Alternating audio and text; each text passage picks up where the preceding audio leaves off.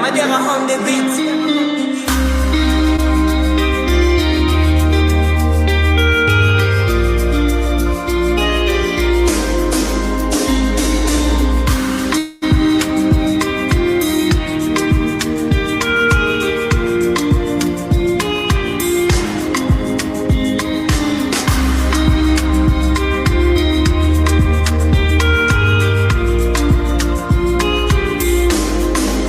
See mommy Nkechi, a rapper don't tell she the new for grave where my youth day, Papa Emeka. Don't blind from growing, Peking don't fall, now watch up I'm raw. This half they shake my hand no feel. Yesterday we laughed, today I just we more. If we don't stop this night where we they share, tell me who go sing for the ones we know they.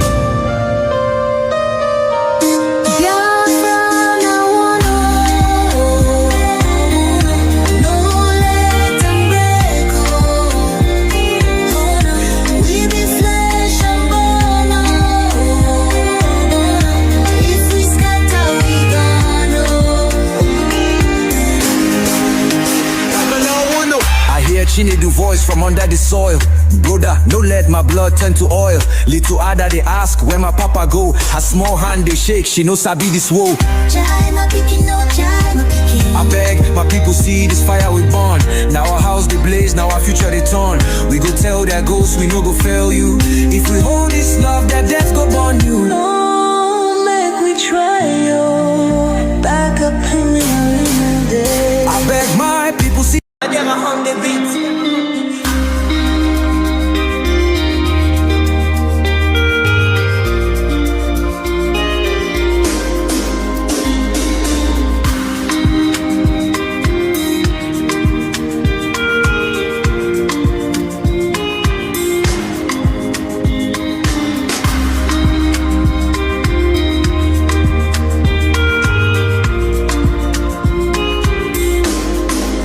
See mommy Nkechi, a rapper don't tell she the new for grave where my youth day, Papa Emeka. Don't blind from growing, Peking don't fall, now watch up I'm raw. This half they shake my hand no feel. Yesterday we laughed, today I just we more. If we don't stop this night where we they share, tell me who go sing for the ones we know they.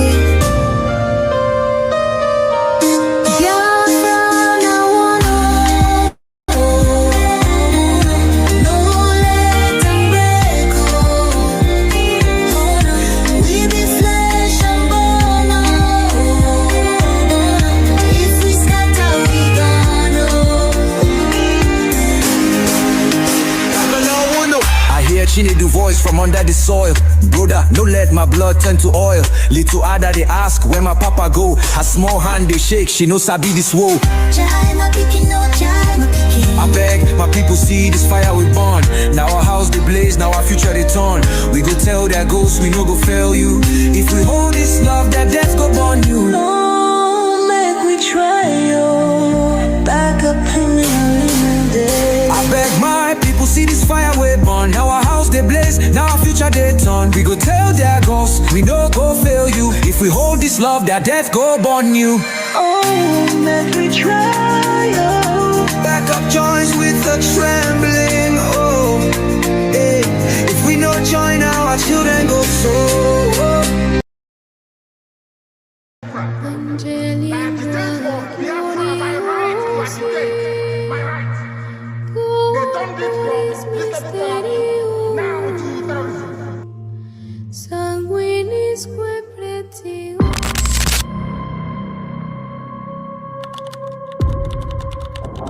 Breaking news reaching us now, the leader of the indigenous people of Biafra, Kanu, has been arrested, extradited to Nigeria, and is right now being arraigned at the Federal High Court in Abuja. Kanu is facing charges bordering on treasonable felony instituted against him at the Federal High Court.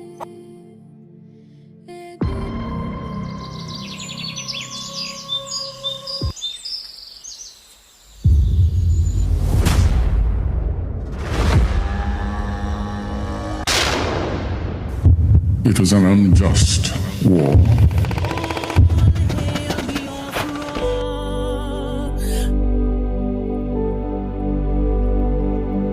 Long ago, in the heart of Biafra, a nation was born from the ashes of war.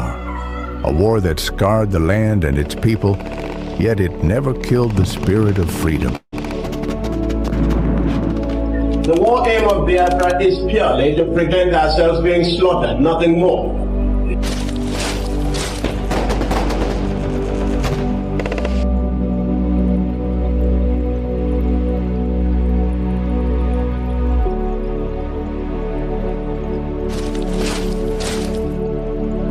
It was in this land, scarred by conflict, that Nnamdi Kanu was born, a son destined to revive the dream of independence for Biafra. And if anybody is going to judge our success and failure in this war, it will have to depend on how much we have prevented the enemy from killing us.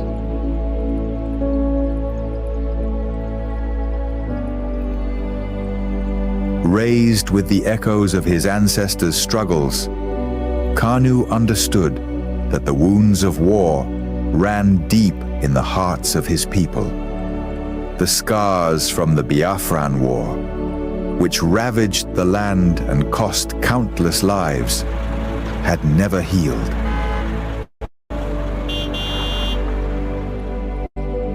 The dream of an independent Biafra, broken but not forgotten, lived on in the hearts of those who survived. It was these voices, these memories, that called him to action.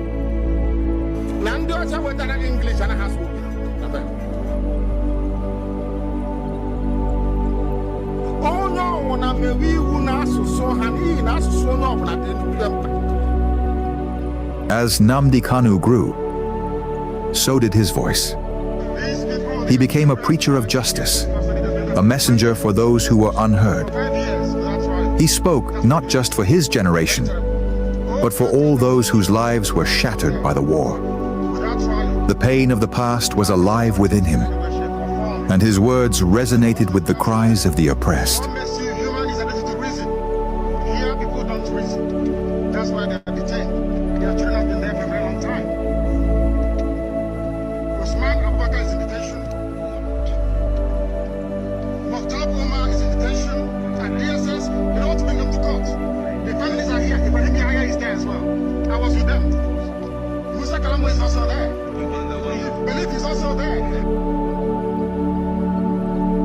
But as Kanu's message spread, so did the fear of the establishment.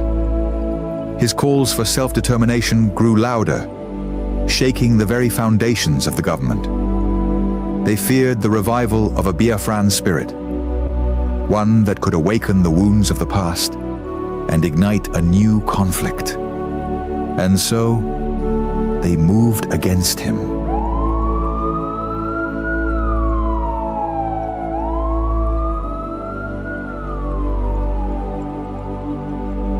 Nnamdi Kanu was arrested, his body captured, but his spirit unbroken. The authorities believed that imprisoning him would extinguish the fire he had started. But they failed to understand the depths of his cause. The pain of the war, the bloodshed of the past, was not something easily forgotten. It was a flame that could never be fully extinguished. His arrest became a symbol of the struggle that began in the blood-soaked fields of the Biafran War. The demand for freedom was still alive. The fight for justice continued, not just for Nnamdi Kanu, but for all the lives lost, for all the children born into a world of scars.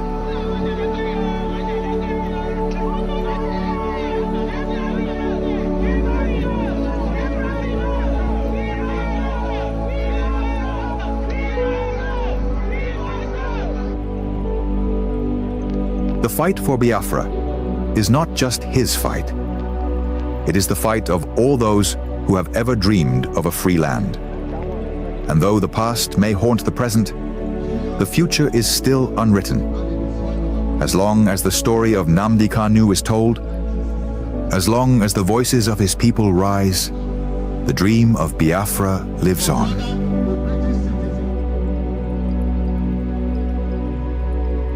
Arrested, again, again, again, again, again, again, again, and yet again.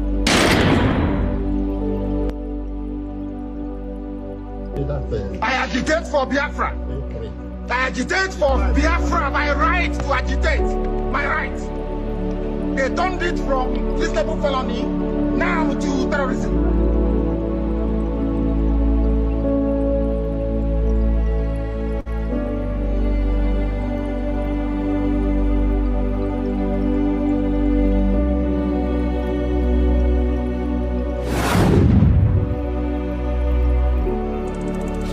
This is Nnamdi Kanu speaking. Biafra land, listen. They thought they could silence me, but they didn't just cage me. They caged your spirit. They made you forget that our land still bleeds, that our people still suffer, that nothing has changed. 5 years in chains. But what about you? Are you not free? Or have they bound your voice with fear? The struggle was never about me, it was about you, your children, your land, your future. So I ask you, where is the fire that once burned in your heart? Where is the voice that once roared for freedom? Wake up! Rise again. Speak. Act. Remember who you are. This is Nnamdi Kanu.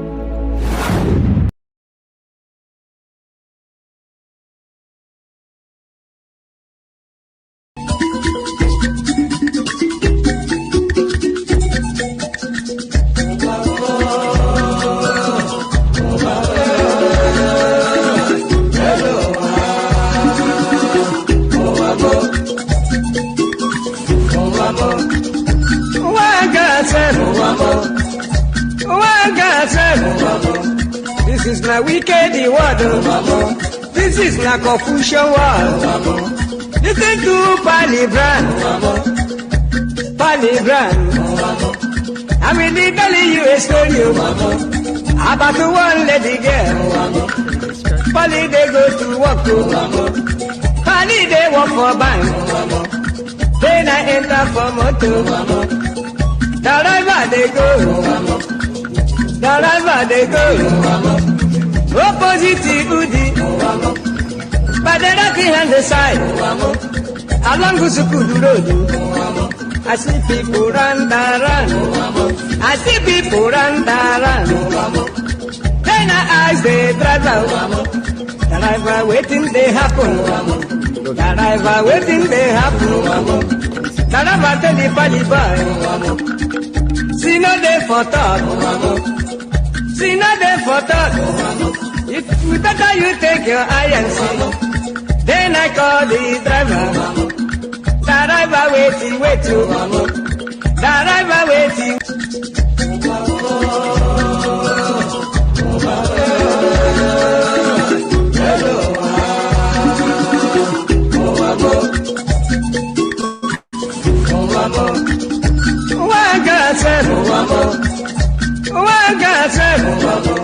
This is my wicked word.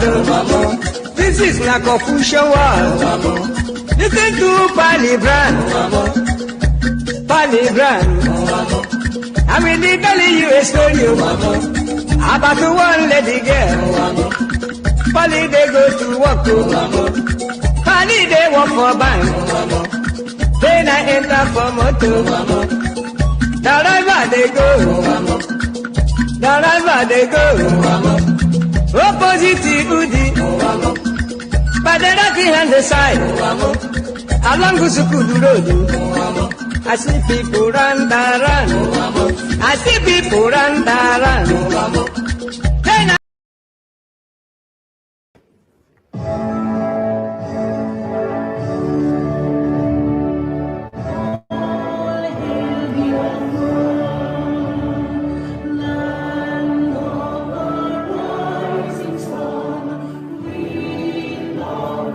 Thank you.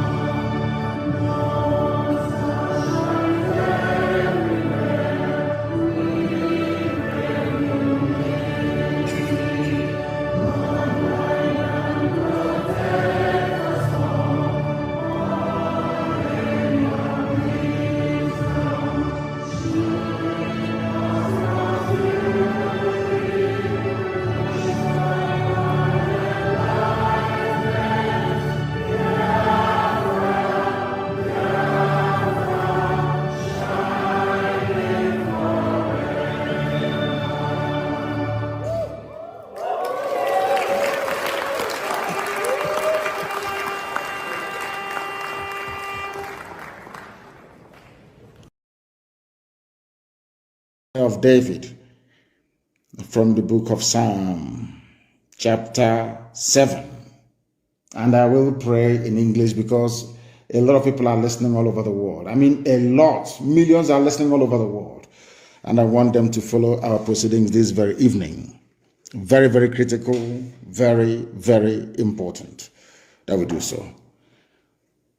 O Lord, my God, the creator of the heavens and the earth, we take refuge in you. Save and deliver us from all that pursue us. Because if you look away from us, they will tear us apart like a lion and rip us to pieces with no one to rescue us. Because the world is against Biafra for no reason. We are hated, we are despised for no discernible reason. Only thee, O Lord God Almighty in heaven, is our Savior, not man. You must come to our rescue. Because you are our Lord and you are our God.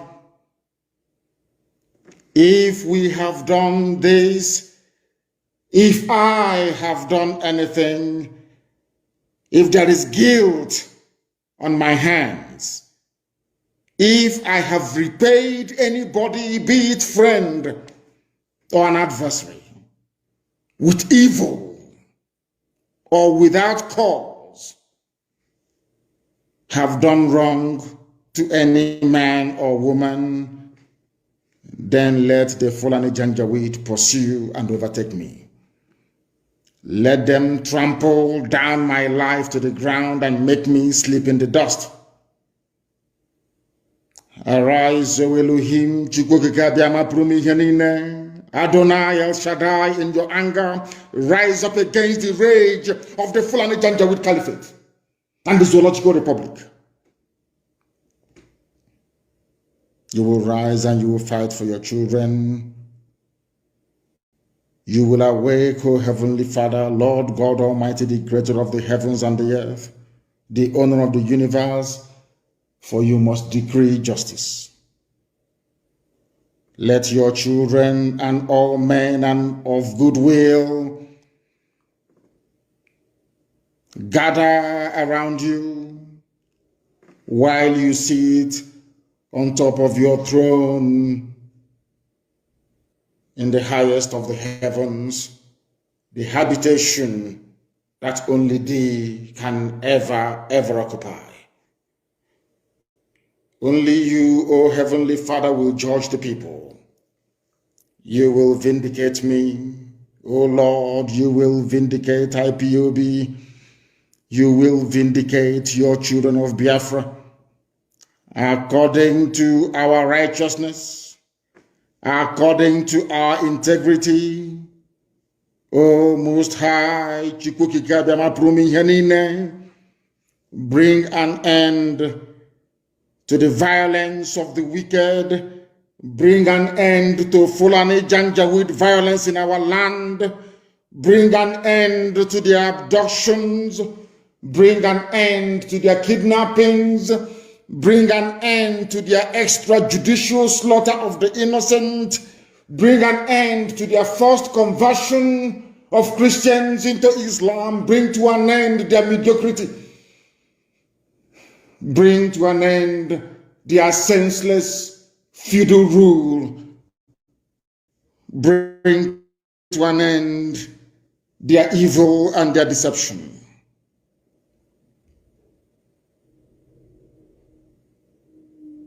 Come and secure the righteous, because only you, O God Almighty in heaven, can see in the dark.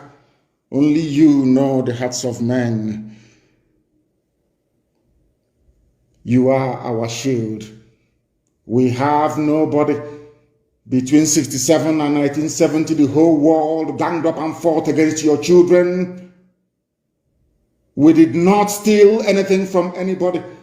We did not go after anybody's possession nor inheritance. We were on our own in the land that you gave to our ancestors. They conspired, they connived, they colluded to kill us. Over 5 million people. We are dead at the end of it. You are our shield. We do not trust in any man or in any state. We trust only in thee, because you are God and you always save the upright at heart. Anybody whose heart is clean, oh Heavenly Father, to those you do not abandon to their enemies. That is why you cannot abandon IPOB. That is why Biafra can never be abandoned. Because your words are yea and amen. You are God, you're not human. Facebook may have been bought over by Nigeria, and we pray that Twitter will not succumb to their threats and their violence. You are God and you are an upright and a just judge. But you are also a God that displays his wrath every blessed day. If Fulani Janjaweed do not relent in what they are doing, if the Fulani Caliphate continues to pursue this scorched earth policy of abductions and murder and mayhem, then you, O Lord God in heaven, you will sharpen your sword, you will bend and string your bow, you will prepare your deadly weapons, you will make ready your flaming arrows. Whoever is pregnant with evil conceives trouble and gives birth to disillusionment. That is what is happening in the zoo called Nigeria. Nigeria is pregnant with evil because it conceived trouble and it has now given birth to disillusionment. All the holes that the Fulani Janjaweed are digging for us into that pit, they are falling into one after the other. The trouble that they have caused will always rebound on them. Their violence will come down on their own heads.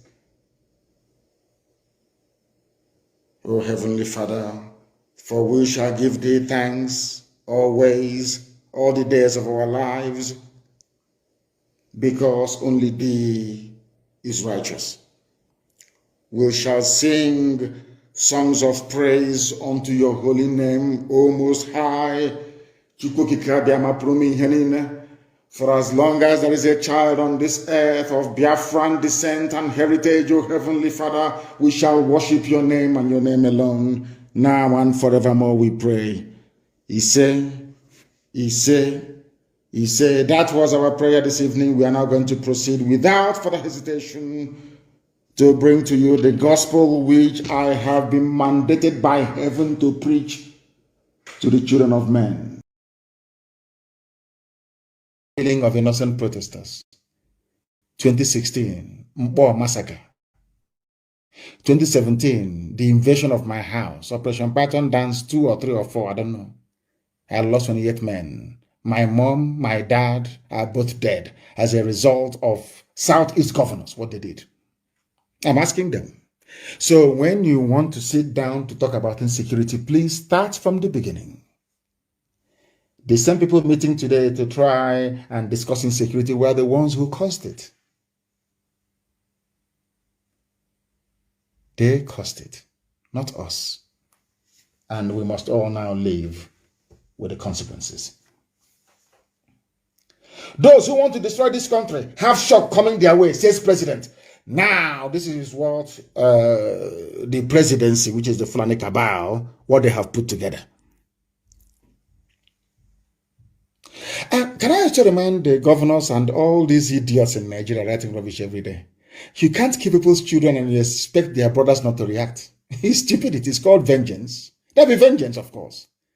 So you're wearing army uniform, you're killing people, and you think every army officer will be safe. As long as you're going about killing innocent people, you are putting every army person on uniform at risk. The same goes for the police. All those years, you people were not going about slaughtering people. Was there any reaction? You people are the cause. You people, you come out, NSAS protests, you are there killing people. And you think that their brothers or their cousins will not avenge their death. You're joking. You are dreaming.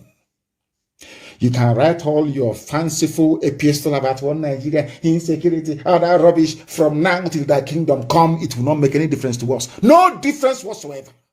If you kill somebody, you're going to die. Be rest assured. Take up a and there. God punish all of you. Mad people everywhere. They said their president have written. But of course, we know it is Garba Shehu and El Rufai and Femi Adesina who are writing. You stupid animals called Nigerians. A speech of this magnitude should have been made by the president in person if he's alive. But some of you cannot reason. You want 2023 is the turn of my village and all that rubbish. So Yoruba media, you're demonizing Biafrans over the death of Gulag so that Tinubu can be president. And when they deny him presidency now, like Abiola, you ask Nigerians, come, let's go and demonstrate. Parochialism, that's what it's called. Let me ask, I have some questions to ask. They said the President Muhammadu Buhari on Tuesday issued a stern warning to those who are bent on destroying the country through promoting insurrection and burning down critical national assets. A rude shock awaits them. What shock awaits me, Etiala? Fulani, I'm asking you, from the Caliphate chairman, Sultan of Sokoto, to the last idiot, Alamajri, Janjaweed on the street, I want to ask you a simple question. Let me ask, I want to say this thing. I want to ask Nigerians a question. Please. You know, God, black people, in my next life, I can't be a black person now. I have never seen a more stupid set of people. It may be the way Europeans are treating us, our colonial masters are treating us, is what we deserve. I'm telling you the truth. Maybe we deserve it.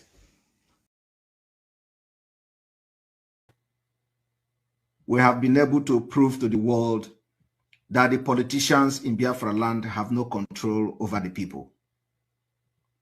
The governors cannot control the people of Biafra. That is why we sit at home every Monday, irrespective of the threat coming from them.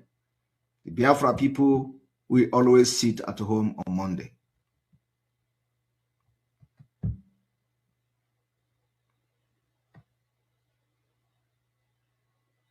So we have actually test run this particular approach we're going to use next year. I want you to understand that after the no election have succeeded, the way Omahi of Ebonyi State felt when he fought sit at home is the way they are going to feel.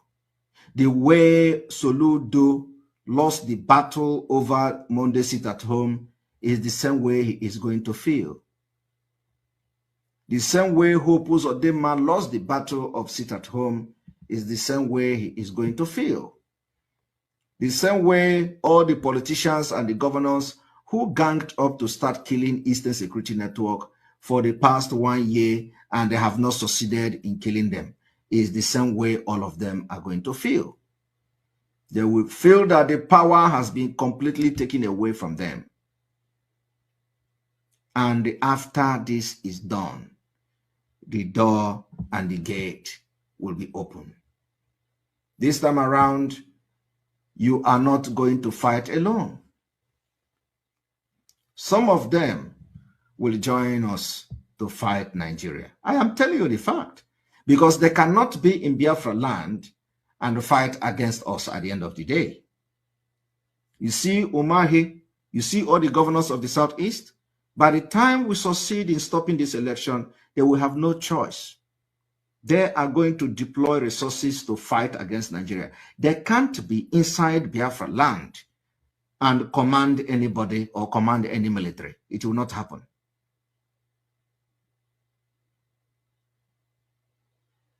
I am telling you the fact. And in all these things that will be happening from the beginning, they would like to do garagara. They would like to do garagara, that they are the commander, they command state and that, you know, and we are going to give it to them, woto, the first 3 weeks. Election observers, international community will be talking. I want you people to understand that the way South Africa got liberation from the apartheid regime. It's not the same thing we're going to do.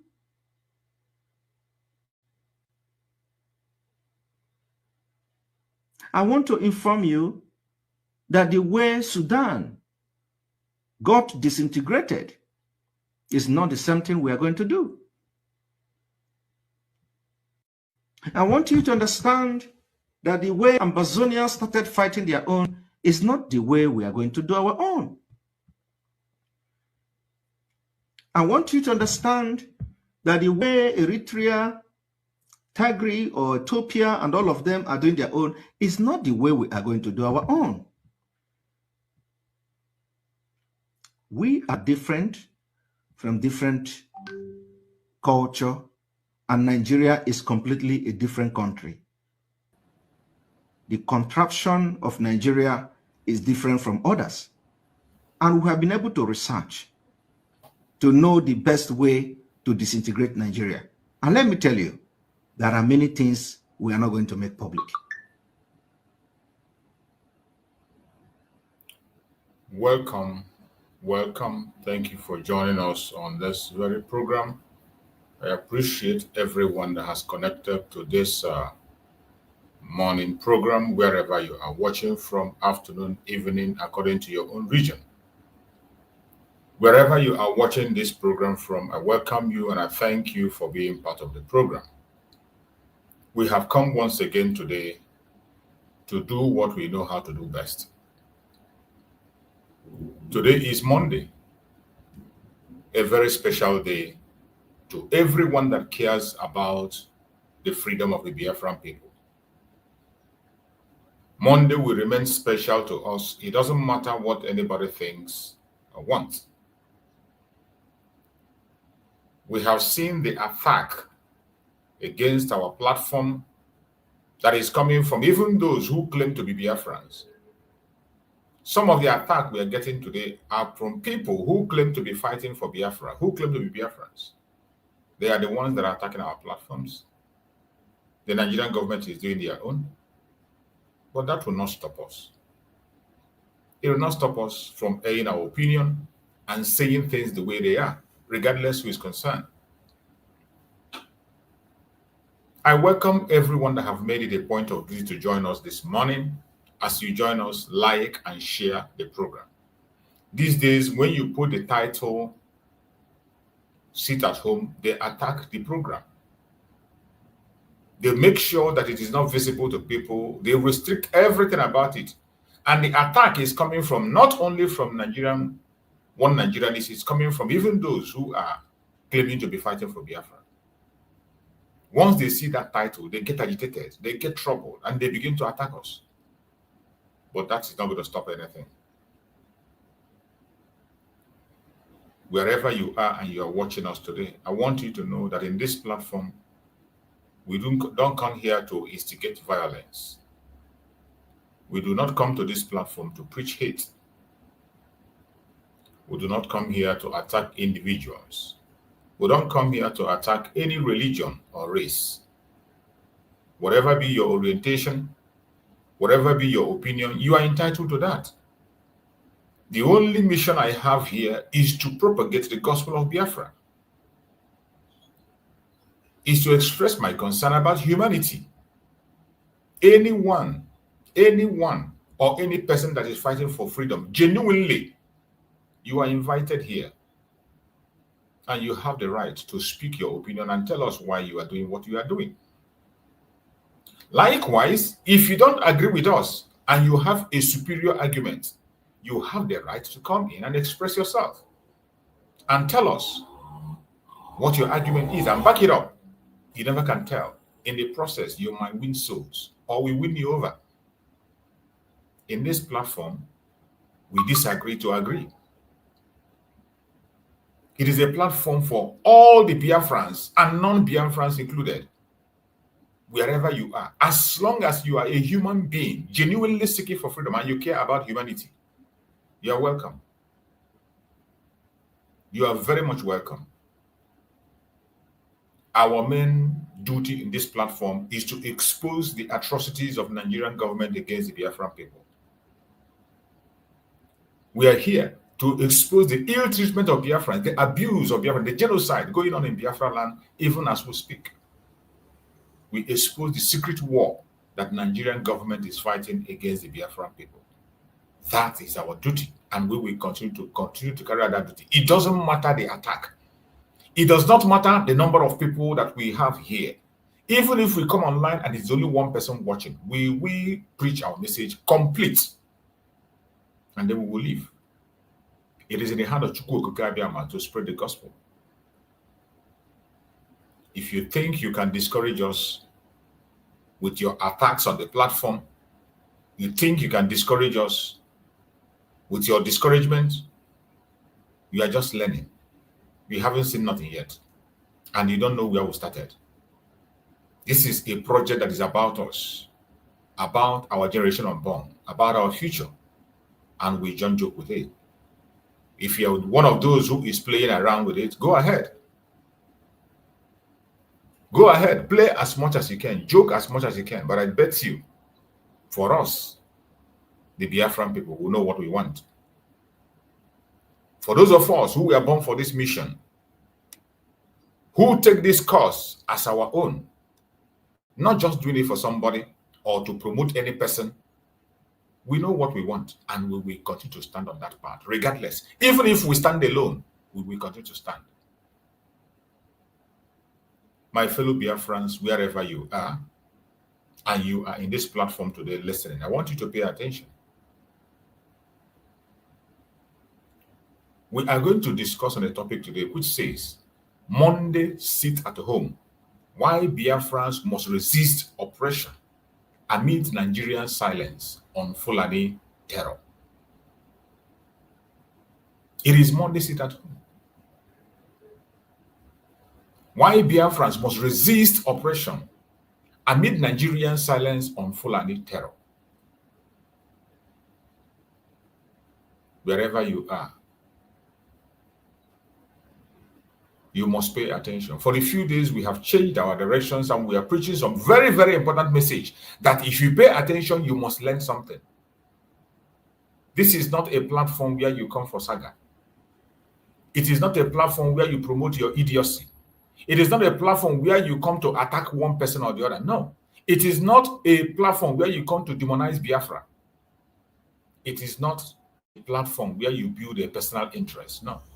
It is a platform for collective interest of the Biafran people. That is why we are here. Nothing else. I don't care where you belong. I do not care who you support. I don't care what your opinion is. I do not care your orientation. All I care about, are you in line to pursue the freedom of the Biafran people?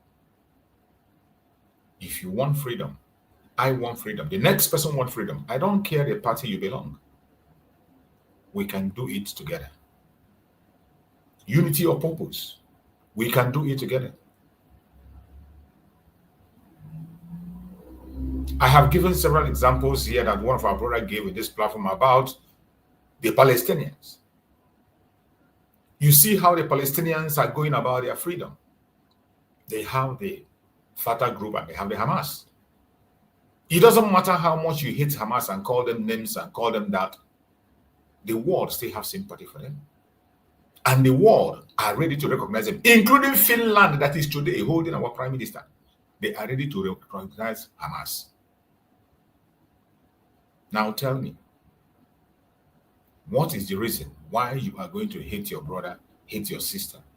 Why is the reason why you preach against your brother, preach against your sister, instead of focusing on the enemies? My people of Biafra, wherever you are watching me from, either morning, afternoon, evening, according to your time zone, freedom fighters across the land and beyond. Today is another Monday sit at home. Not just a day of rest, but a day of resistance. A day of resistance. A day of remembrance and a day of truth.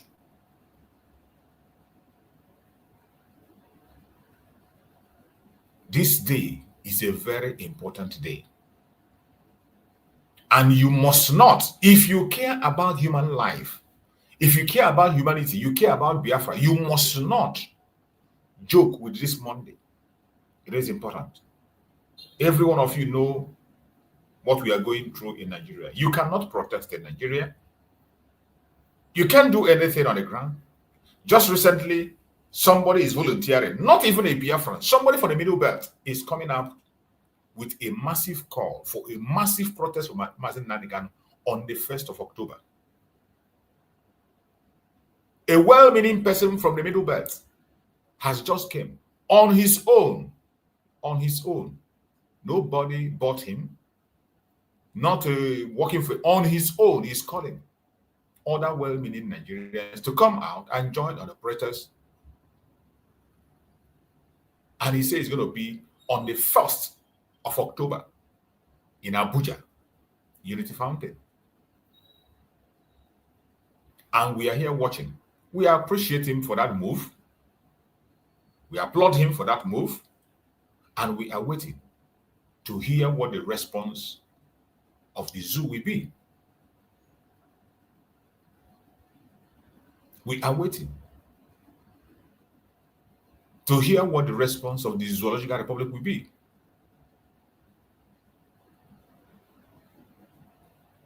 Every one of us is paying attention. Let us see what is going to happen. And I want to play that very video so that we can see how far and the preparation, what the guy is saying. I want to use this opportunity to appreciate Nigerians for their support since I released the first video yesterday about free Nnamdi Kanu protest. This protest is born out of sincerity and honesty, with the display of shame and disgrace that happened in Katsina last week. We all know that for years Nnamdi Kanu has been in detention. And as I'm talking to you, Nnamdi Kanu is having and he's battling with health challenges even while in prison. But it's rather unfortunate with the display of shame and disgrace that happened in Katsina by the bandit commander. The question we ask, do we have a country? The question we need to ask, do we have a nation? The question we need to ask, do we have a constitution? And if we have a constitution, then as Nigerians, we need to ask ourselves and ask the federal government question, why the double standard? If the bandit commander can come and address Nigeria like schoolboys, and address Nigeria by threatening Nigerians, by killing one of the headers, that he will kill more Hausas and Northerners, and he is moving freely. Why should Nnamdi Kanu should still be in prison? The question I ask, why the double standard?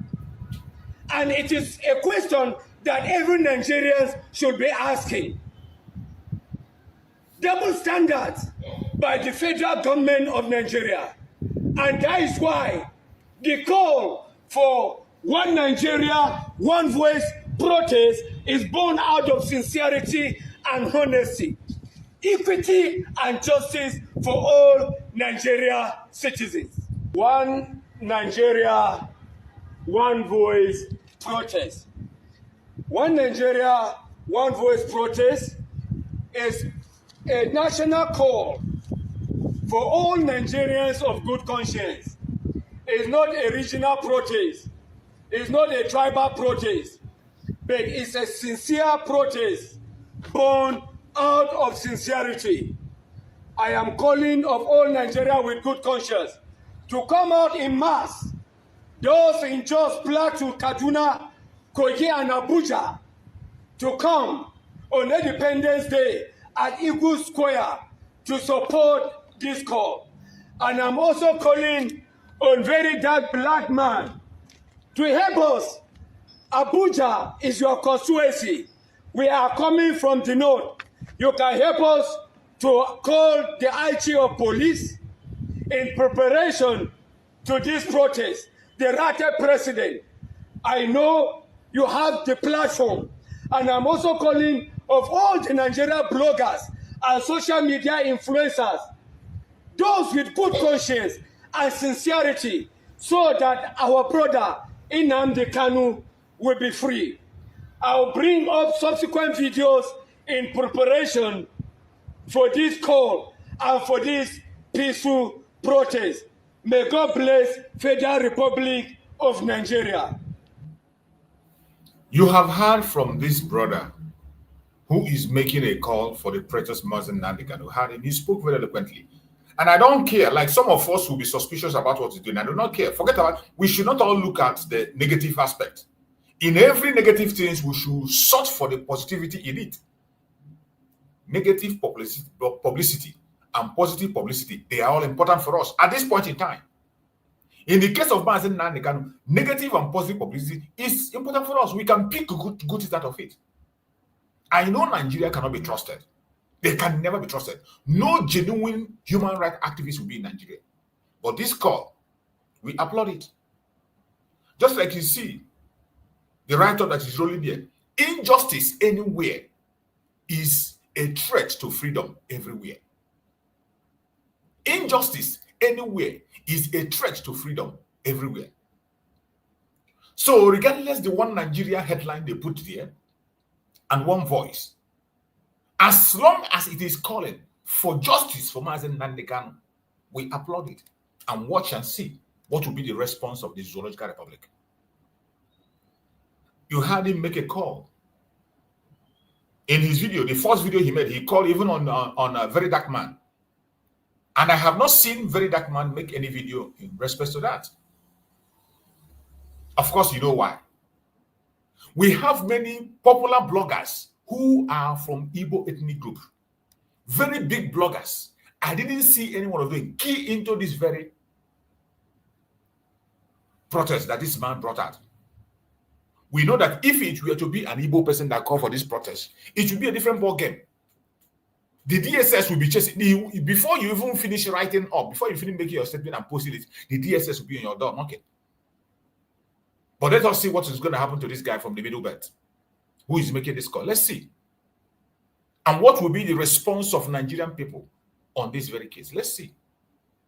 So let us continue to watch from now till 1st of October. It does not matter what happens. It does not matter the response that comes. It doesn't matter. We applaud him so far for making that move.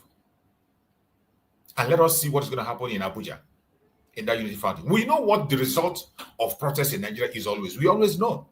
But we want to see how they are going to respond to this particular one. As always, the double standard will come in. And we're going to watch and see.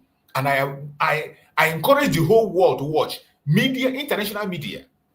1st of October, the day they celebrate the independence they never have. October 1st, that they celebrate as an independent day that they never had. This brother have chosen it for a mass protest for Mazen Nnamdi Kanu. And media are going to be online. Let international media pay attention to this call and let's see what's going to be the response. When we say we don't want to be part of this madness of the zoo, some people don't understand why. But every day, the reasons why we don't want to be part of the zoo continue to come out even brighter and clearer than you can ever imagine. Wherever you are watching this program today, while Nigeria continue to oppress, abduct, and silence Biafrans daily, the international community looks away. Why Nigeria continue to oppress, abduct, silence Biafrans, the world remains quiet. Why Fulani terrorists slaughter innocent people daily, more especially Christians across the country, including some Muslims also, but majorly Christians, are slaughtered daily. The international community looks away. Nigeria has become a killing field. Yet, the international community don't deem fit to act about it. Yet, when Biafrans exercise peaceful civil disobedience, they call us lawless. They call us extremists. Simple civil disobedience. Civil disobedience is the most peaceful way to air your opinion when you are in a tyrannic government. The most peaceful way to express yourself when you are in the hand of the extremists. But what do? As they close their eyes, they close their ears, they pretend not to hear about the abductions in Biafra land, the silencing of Biafrans through killings, the genocide in Biafra land. The world remains very silent. While Fulani terrorists slaughter innocent people daily across the country, the international community looks away. Yet, when Biafran people exercise peaceful civil disobedience, the government with the international community join hands together to call us lawless. They call us extremists. When you see them on their program, when BBC announce IPOB, Biafra agitators, they say extremists. They use that word extremists. They paint us criminals. The double standard that we must resist by all means necessary. Yesterday, I did a program that anchored on giving your voice. No matter what happens, don't be silent. Don't be silent. Today, in this live stream, is about breaking that silence once again. It is about exposing the hypocrisy of Nigeria and the double standard of the so-called global powers that we see every day. It is about reminding the world that Biafra will not bow. We will not surrender, and we will not be erased. They are trying everything they can to see that they erase us from the planet Earth. That has been the project from the Civil War. Right from the Civil War, that has always been their project, to make sure they erase everything that has to do with Biafra. But as Chukwu Okukabiyama have it, the more they try, that's the more they fail. The more they try, that's the more they fail. Each time they make that move and take that step, they have always failed 1,000 times, and they will continue to fail. My fellow Biafrans, wherever you are and you are with us on this program today, I want you to pay very close attention to every single thing we're going to discuss today, because it will be a weapon in your hand. It is going to be a weapon in your hand to support the cause of Biafra.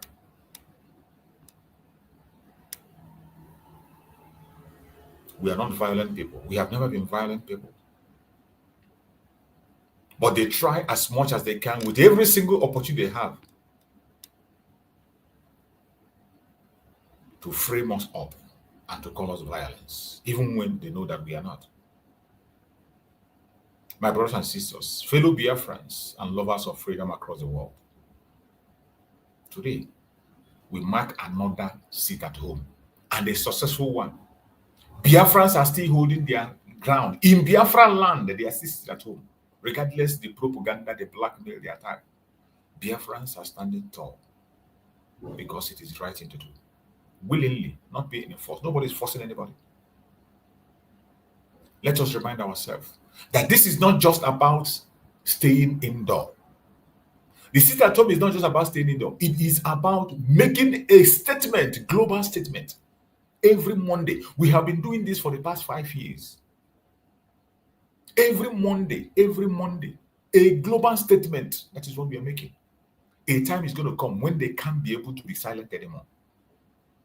A time will come when they cannot keep quiet. That time is coming.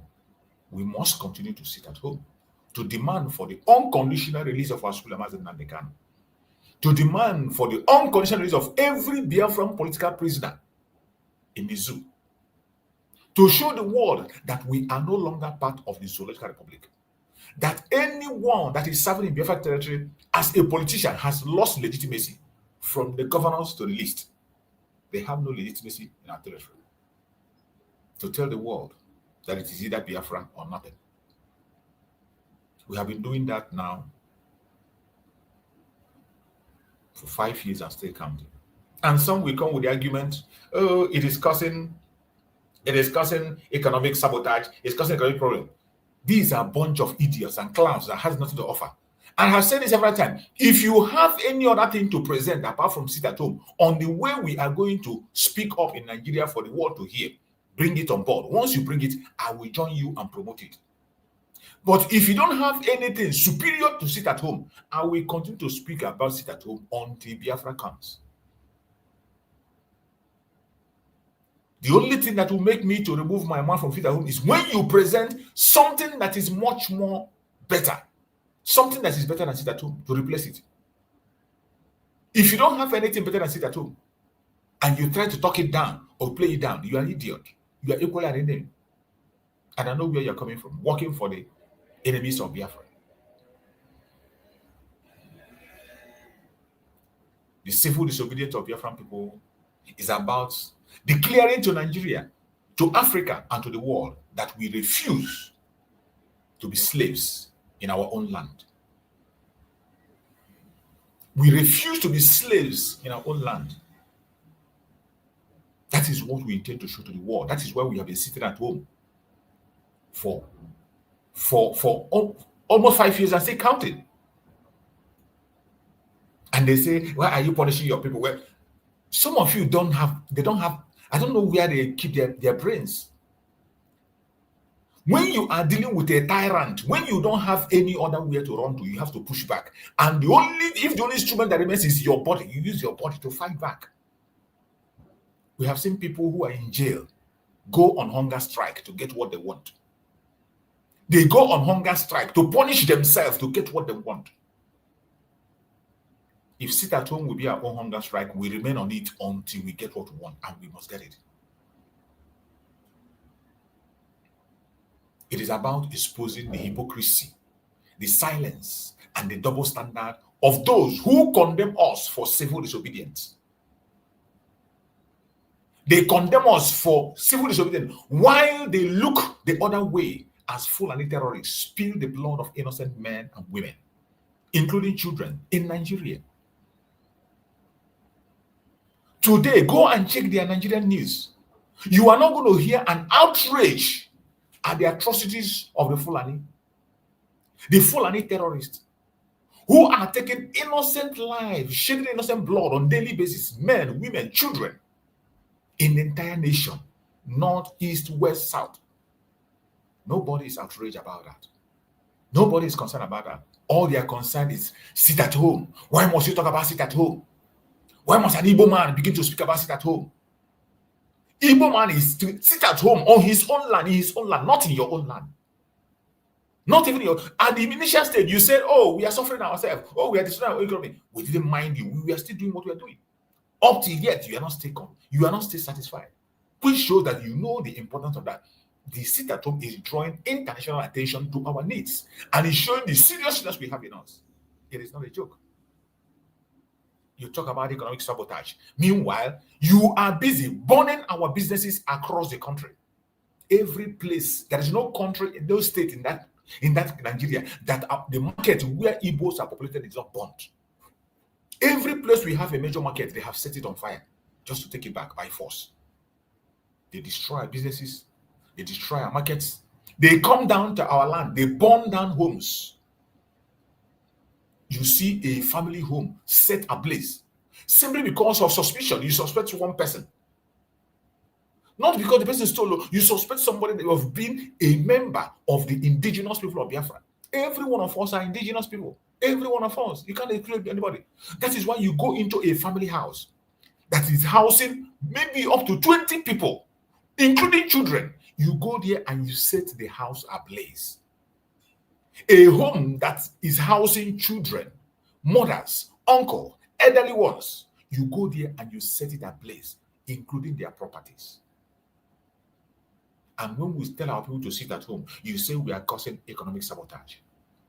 But your burning of homes, burning of markets, destroying our lands and properties is not sabotage. This is why anybody that is talking down on sit at home is an idiot.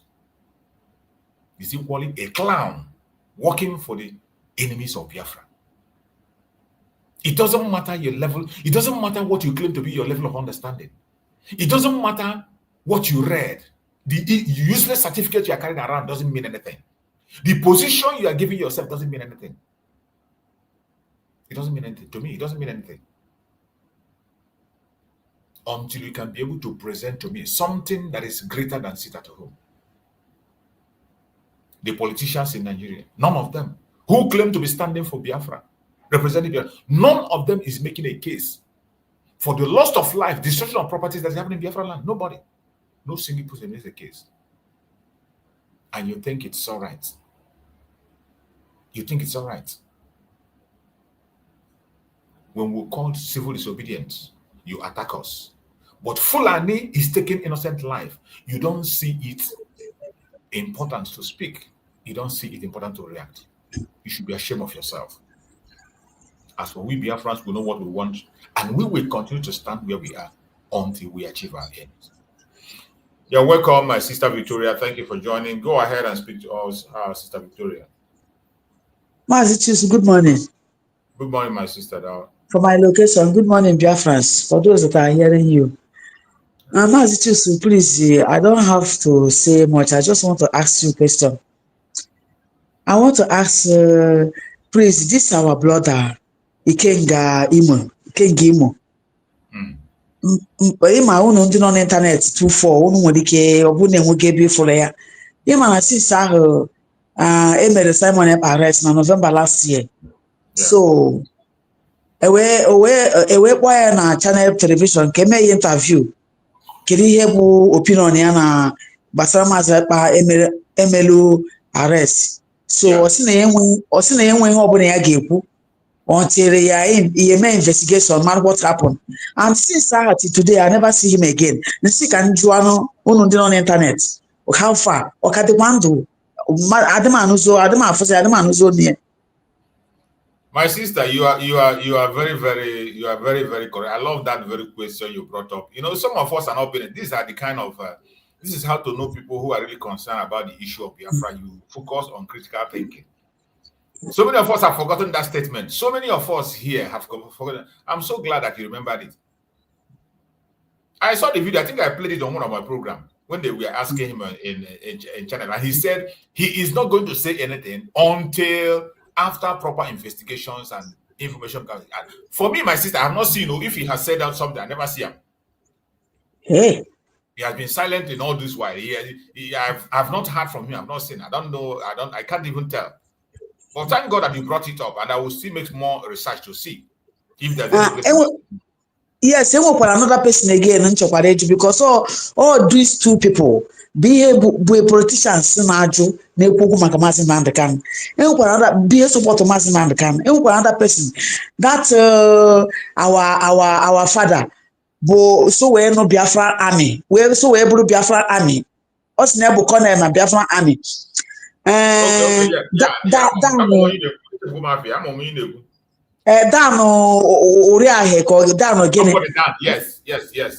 Somebody. Na court that day before Maazị Nnamdi Kanu. From now till 3 months. No na Maazị Nnamdi Kanu apụtara ya mara na anya abụghọ a part of this Nigeria. Part of this Nigeria. And since Maazị Nnamdi Kanu nọ 1 year. Afọzụ m ya, ahụzụ m onye Nasi can show no one on internet 24. My sister, it's a very good question. Just like always, politicians, that is why we don't trust politicians. The only thing I sometimes have we take the positive aspect of it. If I'm mad of it, just is like when I do my program. Just like this protest, this person when I protest get out from the middle belt and I protest on 1st of October. He might have motive. We can wait for Bunobi. But I don't care. In everything people name, there must be a good aspect that we can tap in and use it for ourselves. And then they want that this statement. When Maazị Simon Ekpa around, the pressure on Maazị Simon amount, they can't handle it. So many of them were scared. They were afraid. because they know that man someone can hear you. If only on a week or make it attend. No, so the pressure was too much. That was why so many of them are silent. So many of them today are silent. They are no more talking. Many of them are the so many of them. This is oh, it touches me. That's very memory. Very, very key. He said that word. We expected since all this while, up to the time Abraham said that, I have never heard him make any comment in respect to my sister or whatever. I don't know whether you somebody have seen. I have not seen him anyway. So, my sister, I appreciate you for pointing that out. It's important, but in all things, that is why everything we are doing have an effect. The presence of Master Samuel was so scary to them that they can't control it. Everybody was talking. Even this Soludo Ruby board, of don't go Ruby board, Mount or Freeman and they can get a better board on us.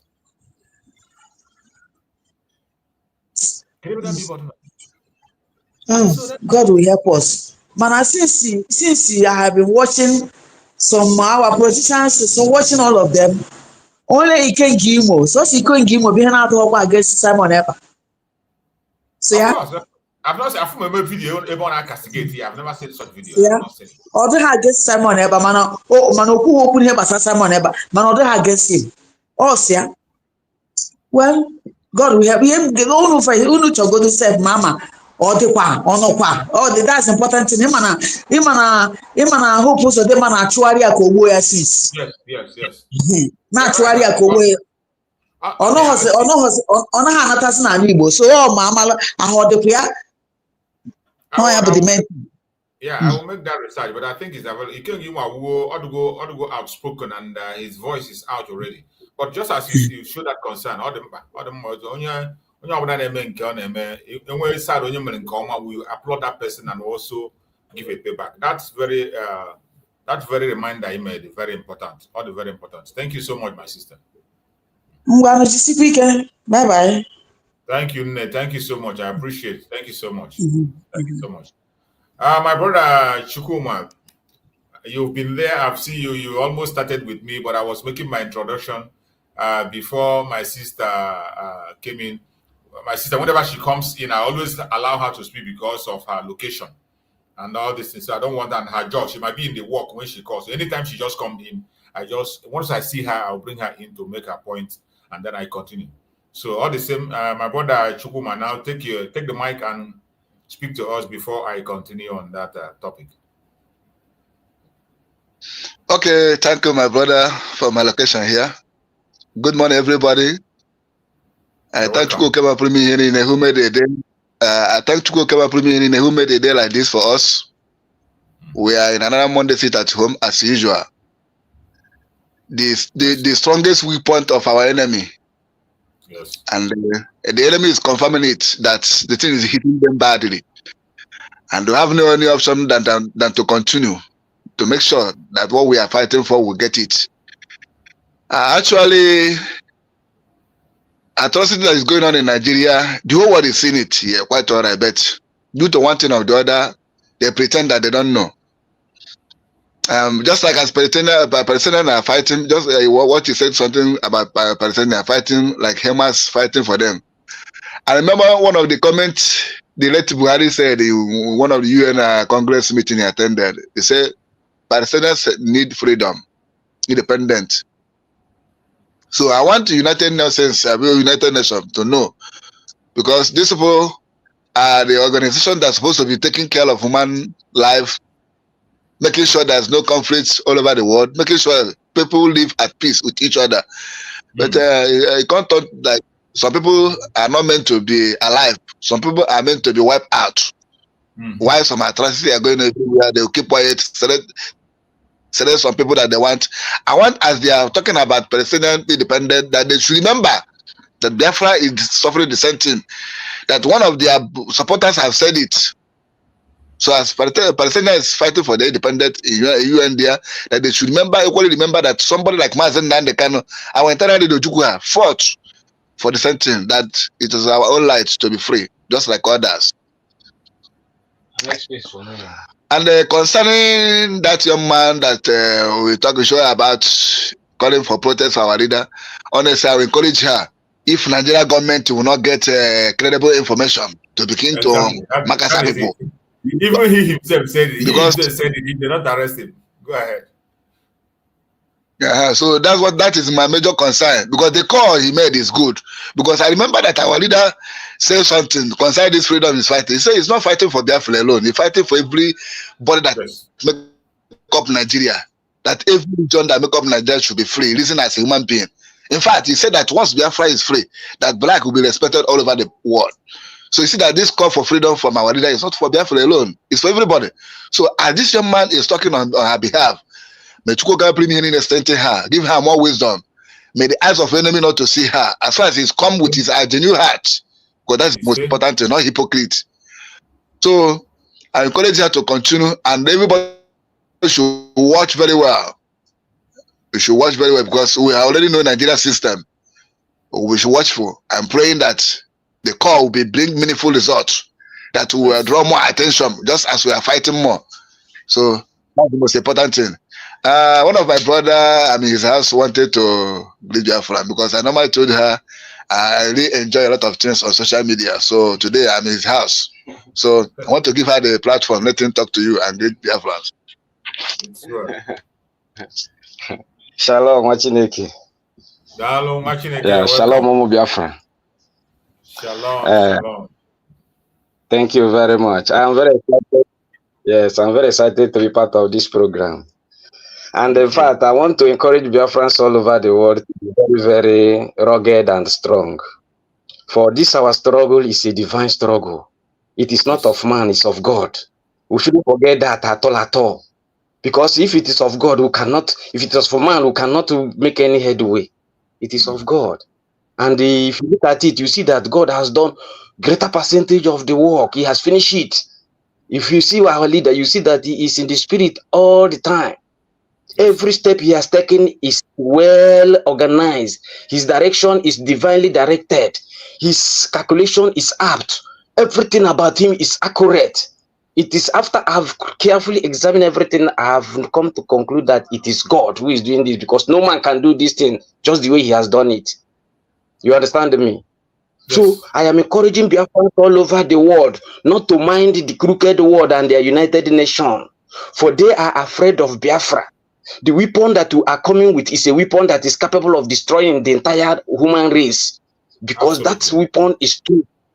And the world is in darkness. Remember, if you look at our flag, you see that our flag clearly demonstrated the entire universe, the present condition of the universe. That place where the sun is rising, that place where the sun is rising is an upright darkness.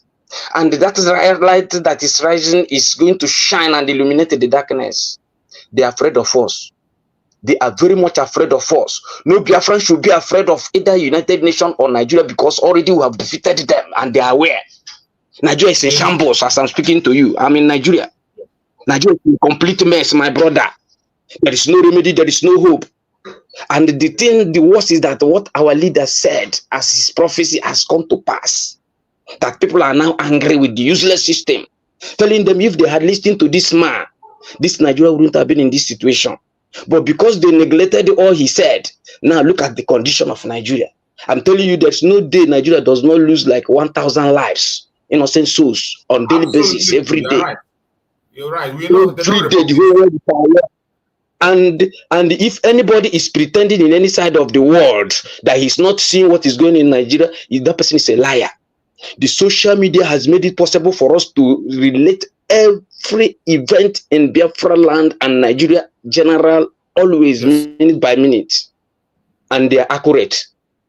Now, let me tell you, for those of you who are saying that the United Nations are looking away, but do you know that these people have come to Nigeria and Biafra land in particular and carried out their investigation as concerning all they have been seeing on social media, and they confirm that they are all true?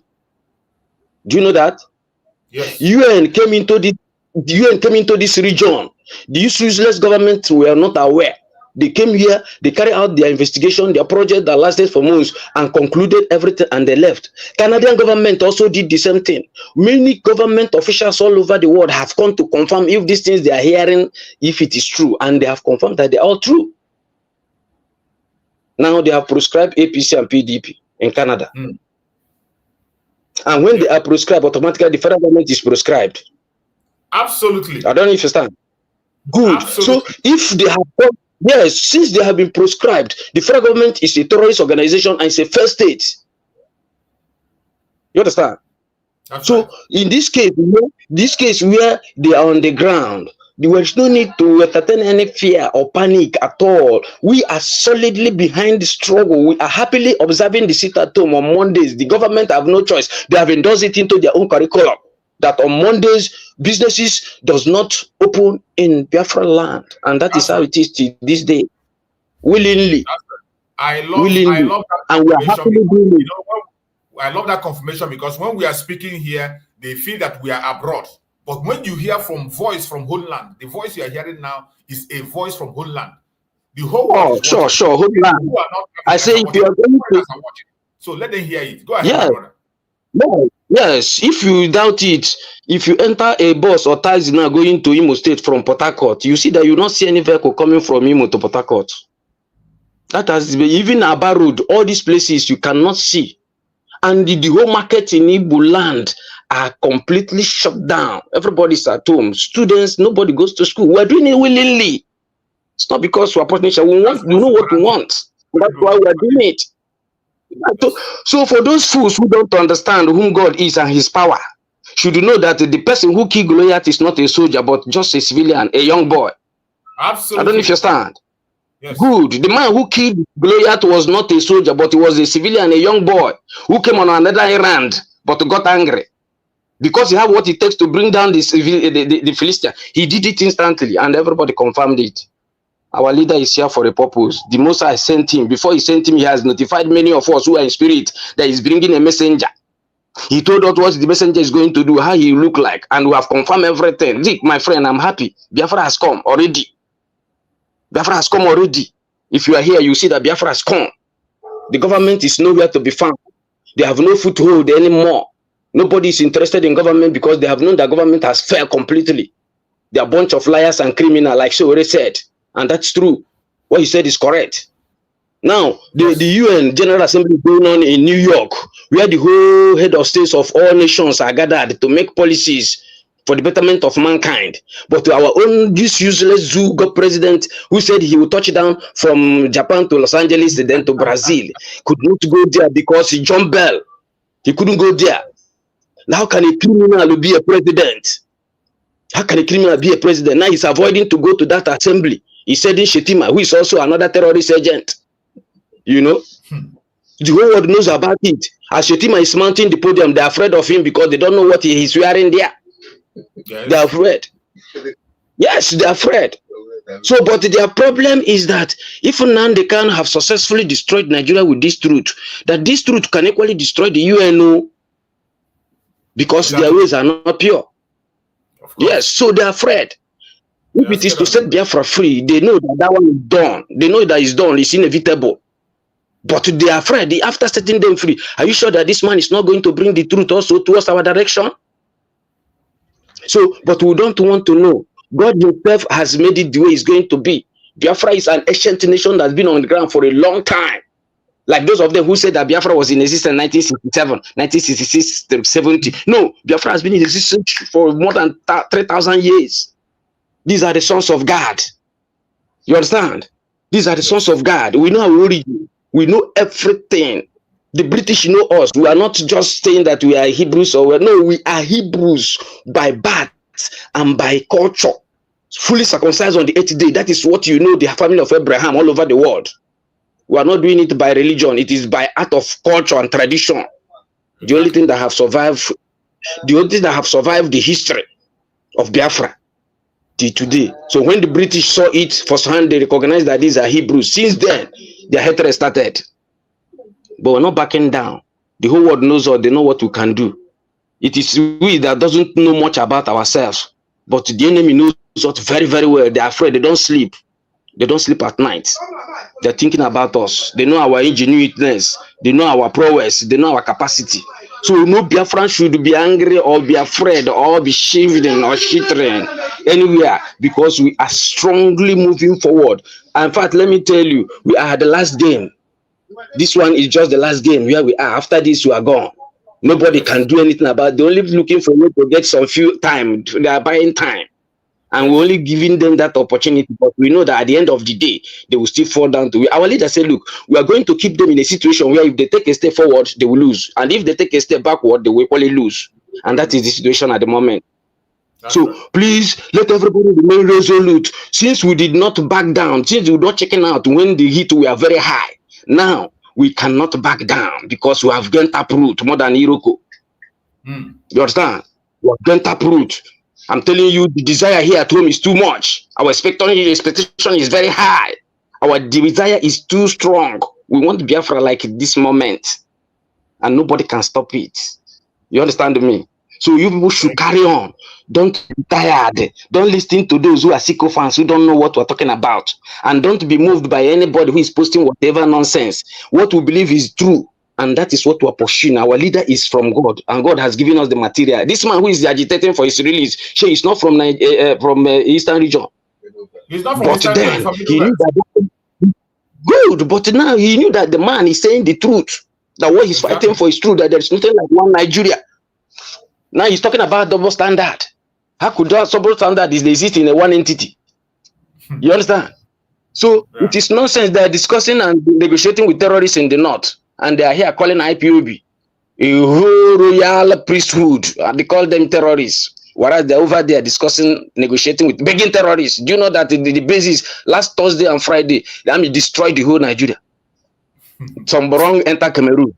Now it is the Eastern region itself that is more secure, where they are sneaking in to come and hide, because that side is always on fire.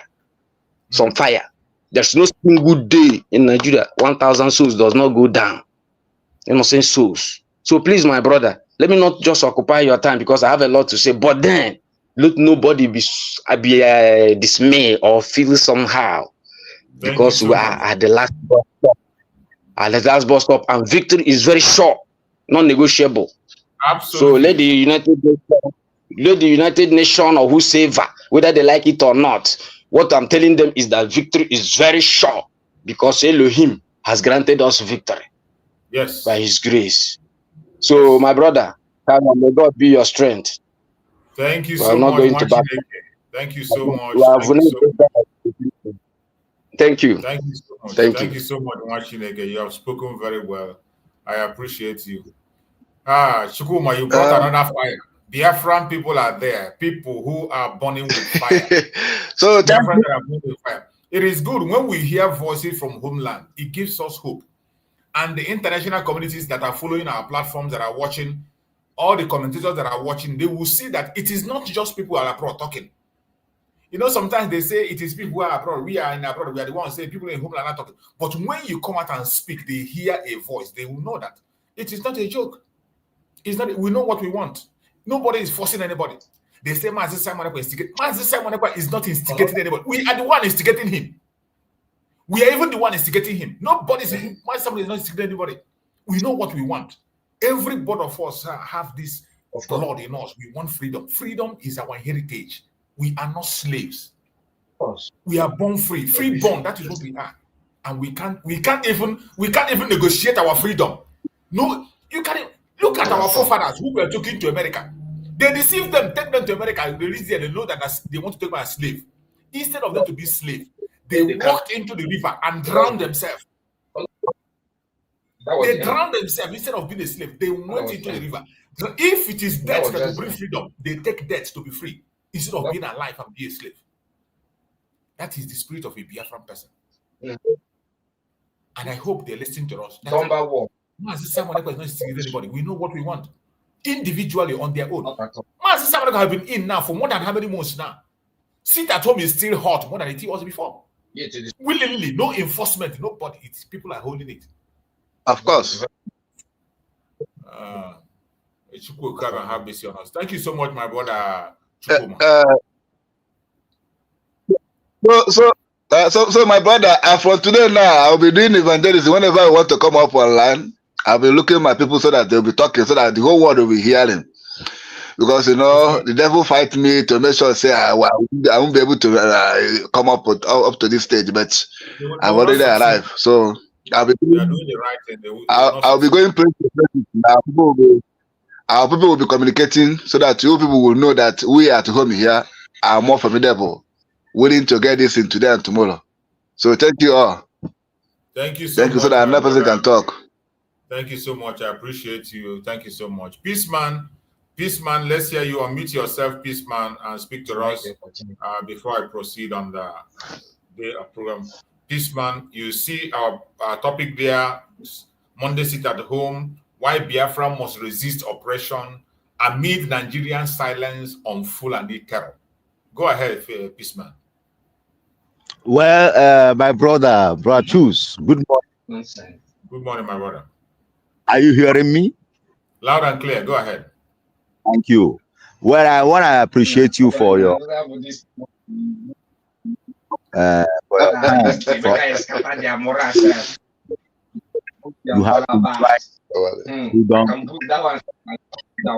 You must surely get it. We must surely get it because it's important.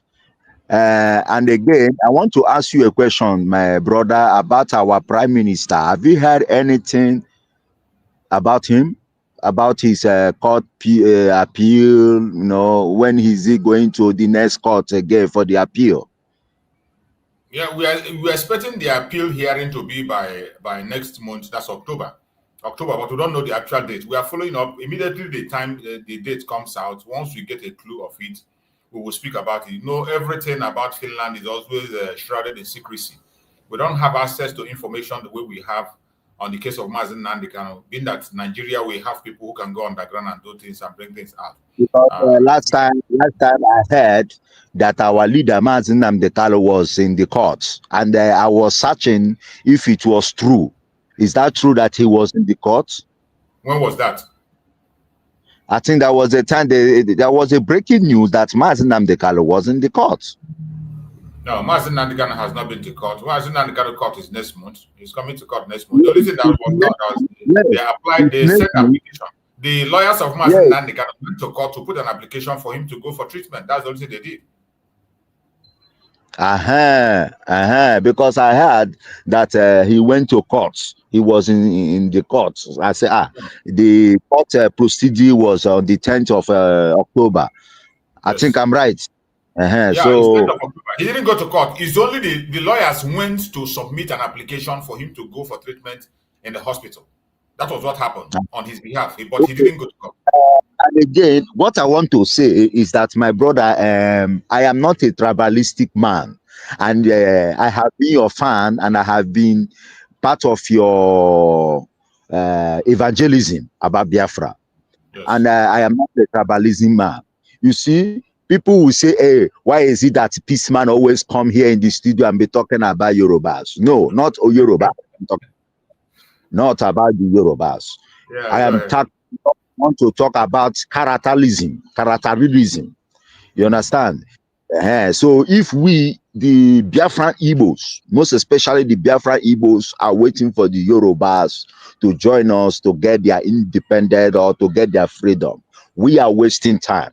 Now, look at what happened in what they call it in which state was that in the northern part of Nigeria, where they say they are there. Katsina State. Katsina State. Okay, thank you very much, my brother. You see, now the Nigerian government are colliding with the terrorists. The Nigerian government are integrating the terrorists into the Nigerian army, and they are using them to fight against our Biafrans Liberation Army. You see, my brother, the words are silent. The words are just silent.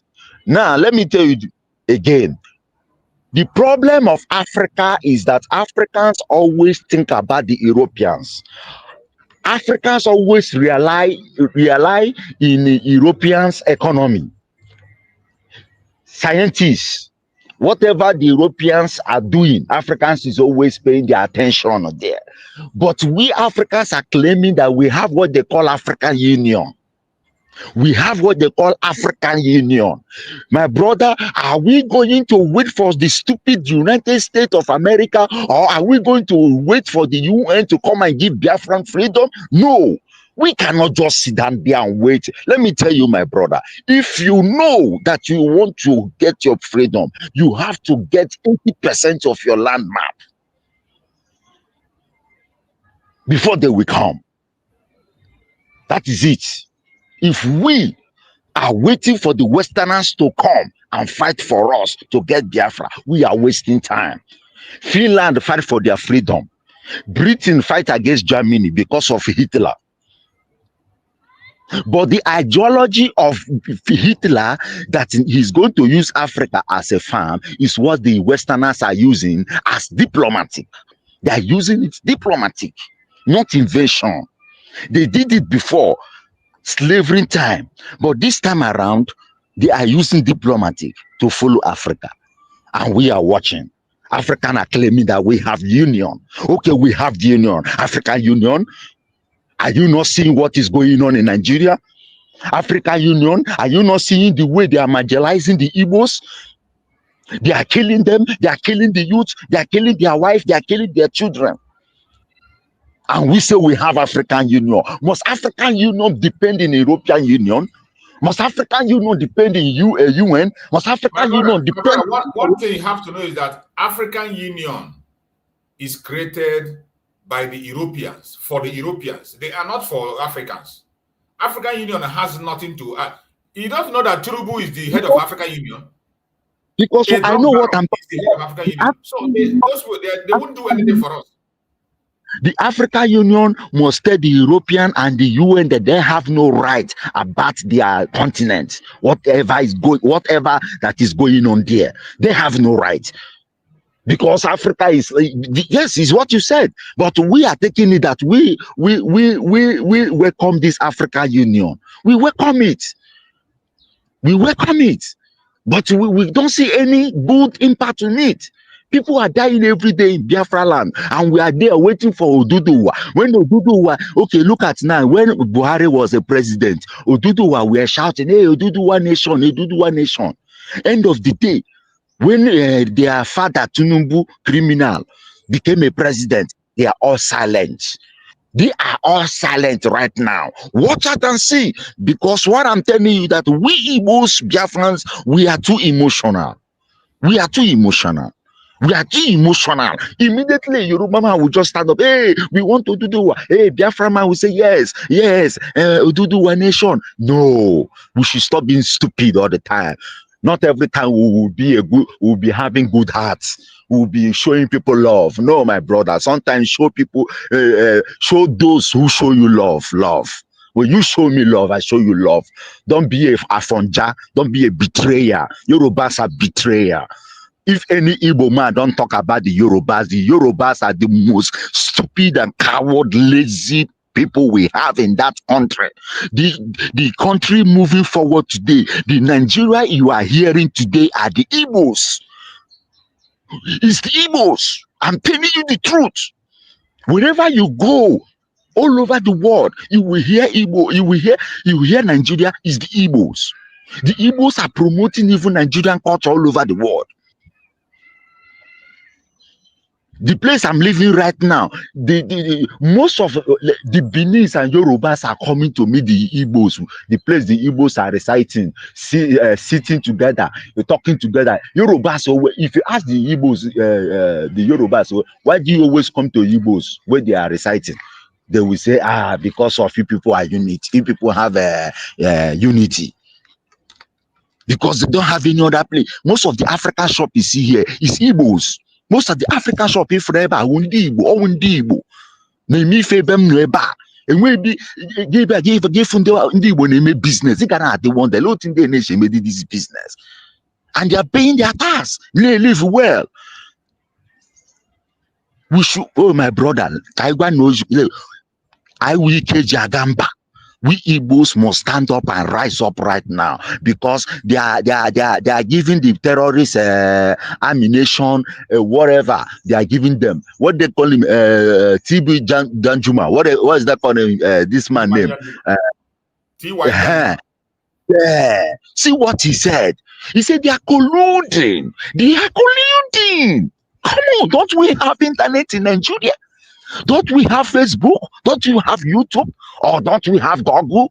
Or don't we have Instagram to check whatever that is going on? The old man said they are colluding. He was a former chief of army staff of Nigeria, if I am not mistaken. Yes. He said it was. Yeah, okay, he was. Okay. And we are all silent. My brother, we Igbo should let me tell you, my brother, this Anyoma creation of a thing, Ibanke, we love it. We love it. But that will not stop the coming of Biafra. That will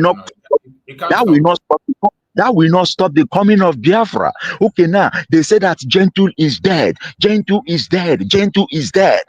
Where is the photo? Show us the photo. Show us the evidence that Gentle is dead.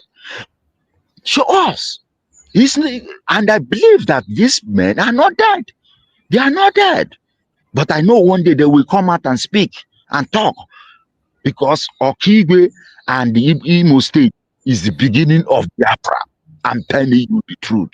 If Biafra is coming today, it's going to start from Imo State, because that Imo State that is as the heart of Biafra.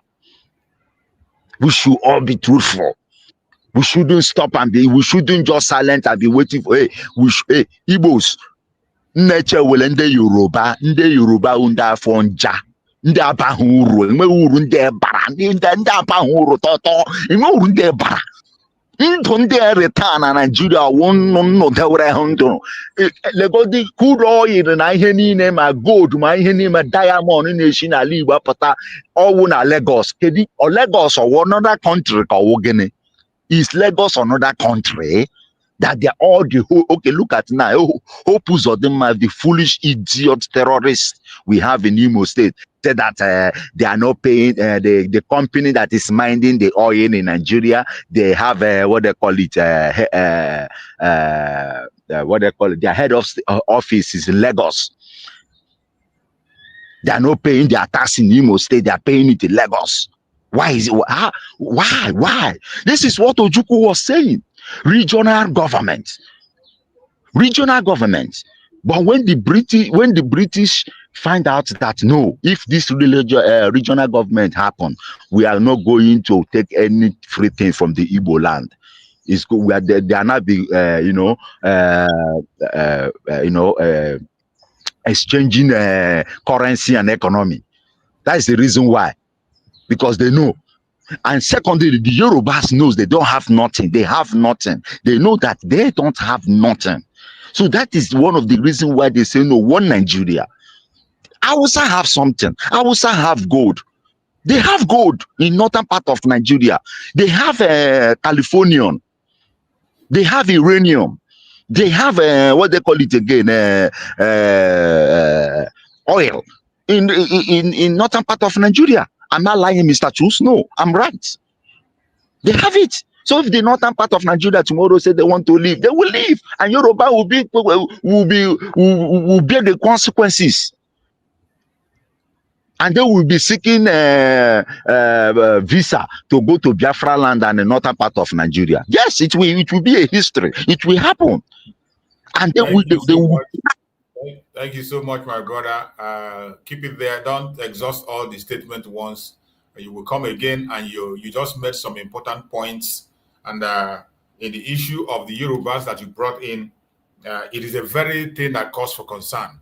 In as much as every time when you talk about it here, some people might say, why is he always saying about it? It's something like that. Some of the Yorubas, some of them, they are not doing any, they are the cause of the problem. When you look at what they are doing, in every problem that you see in Nigeria, it is connected to them. This tribal sentiment we are seeing today was planted by Awolowo. It was Awolowo that introduced it, tribal politics. Because when he came back from UK, he saw that Zik, Dr. Nana Zik was in charge in Lagos. Dr. Nnamdi was in charge in Lagos. He was doing very well. He was in charge in policy in Lagos. He was leading. And for him to overthrow Dr. Nnamdi, he has to introduce tribal politics. From the tribal politics, he began to demarcate everybody and create problems that we are facing up to today. So it is something that is concerned, and we are calling out on them for them to change. You go to the platform today, you see they are the ones that are pushing the propaganda against us. They are in the media. Every lie against us today that have been planned and written by the Britain, once British write it, they will send it to their media, and their media, BBC, we continue to pump it out. They are the major people that are causing the problems that we are facing today. So I appreciate you for making that point. And again, when you talk about the issue of Mazen Nnamdi also said it, that the liberation of Biafra will start from Olo, Imo State. Mazen Nnamdi mentioned Imo State. He said Olo, liberation will start today. That is why you see the tension you are seeing in Okigwe today and in Olo. It is not just ordinary. They know the importance of that area. They know the importance of that area. Today is a very special day of sit at home. And it is something that we must not talk down on. It is something that we must not forget. It is something that we must not play down on. So, on today that we have the civil disobedience, which is called sit at home, I want us to know and understand why it is necessary. Why is it necessary that this civil disobedience must be obeyed? Why is it that we must continue on this civil disobedience? Why is it that we must continue to hold on, regardless of what happens? I want you to pay attention to what I'm about to bring out, because we are here to learn. It's an information. Some people will push that question to you. They will ask you, why are you doing what you are doing? Why are you doing this? You have to know how to answer them with points. Civil disobedience is not new. You have to understand. This word, civil disobedience, sit at home, is not new. It is a weapon of oppressed. It is a weapon of the oppressed.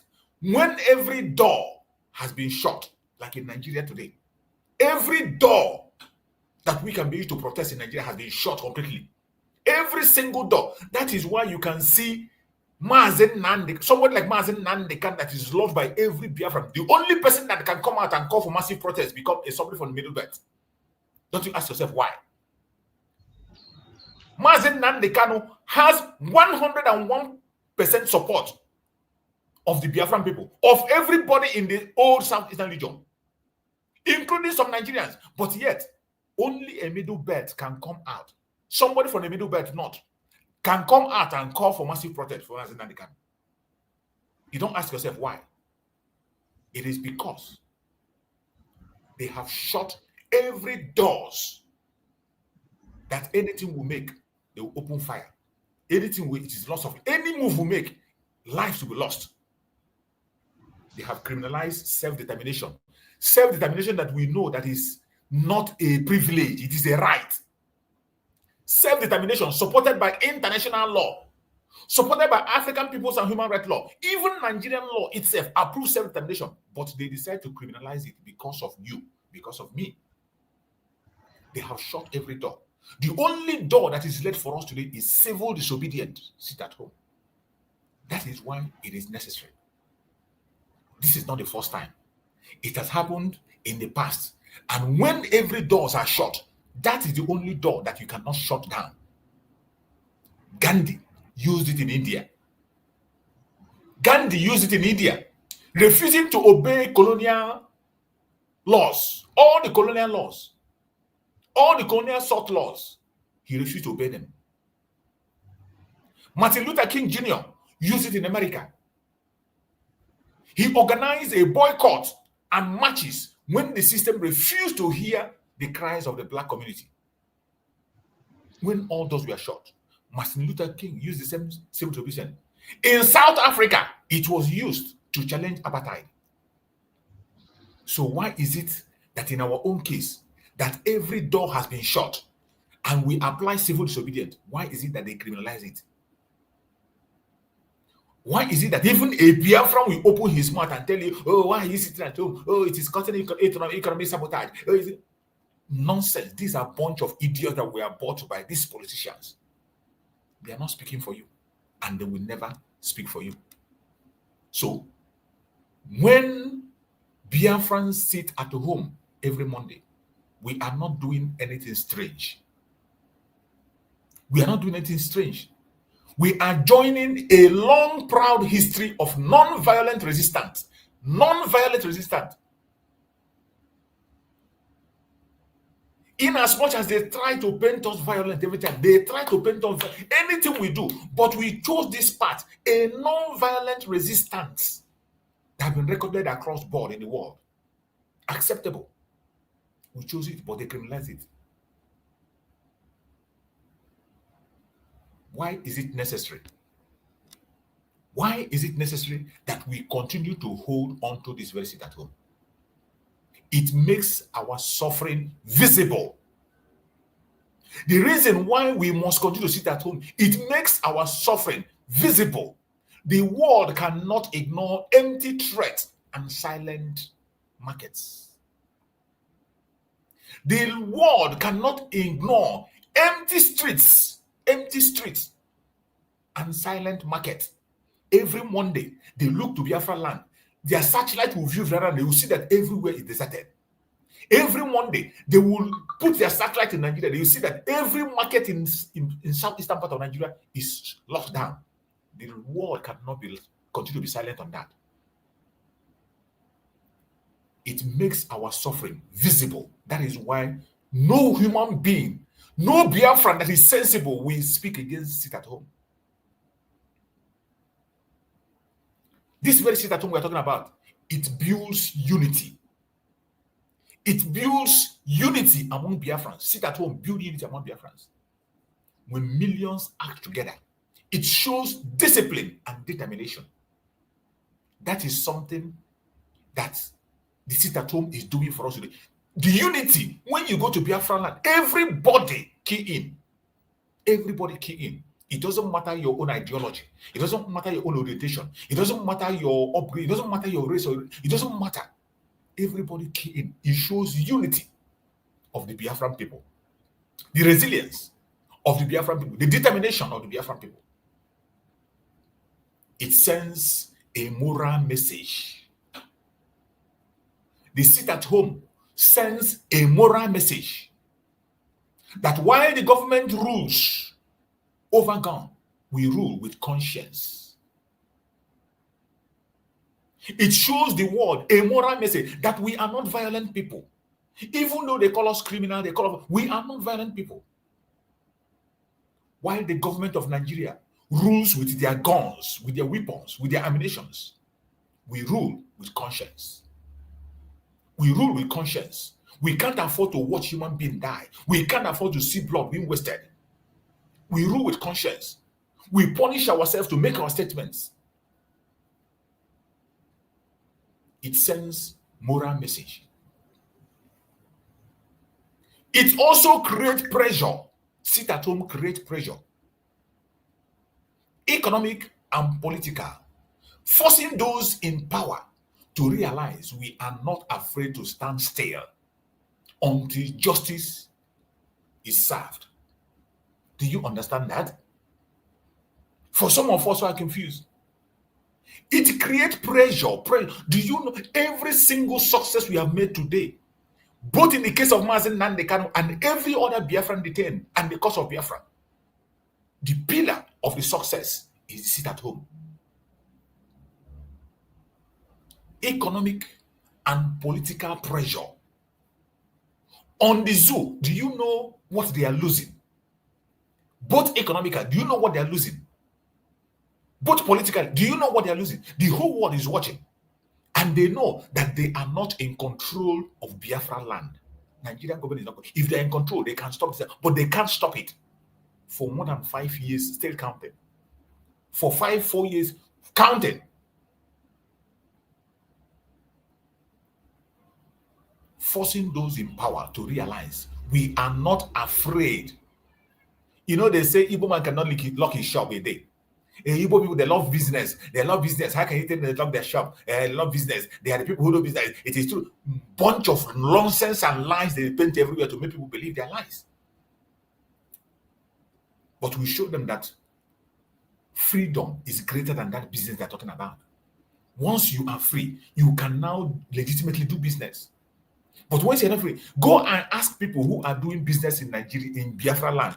In Biafra land, compare it to people who are doing other places. You see that when you do your business in Biafra, you will add times three effort to succeed.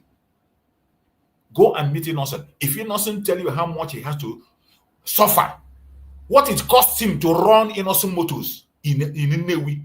If Innocent can be able to give you estimate what it costs him to run Innocent Motor in Nnewi, you will now realize that you are a slave. Look at the other idiot that calls himself Onyama.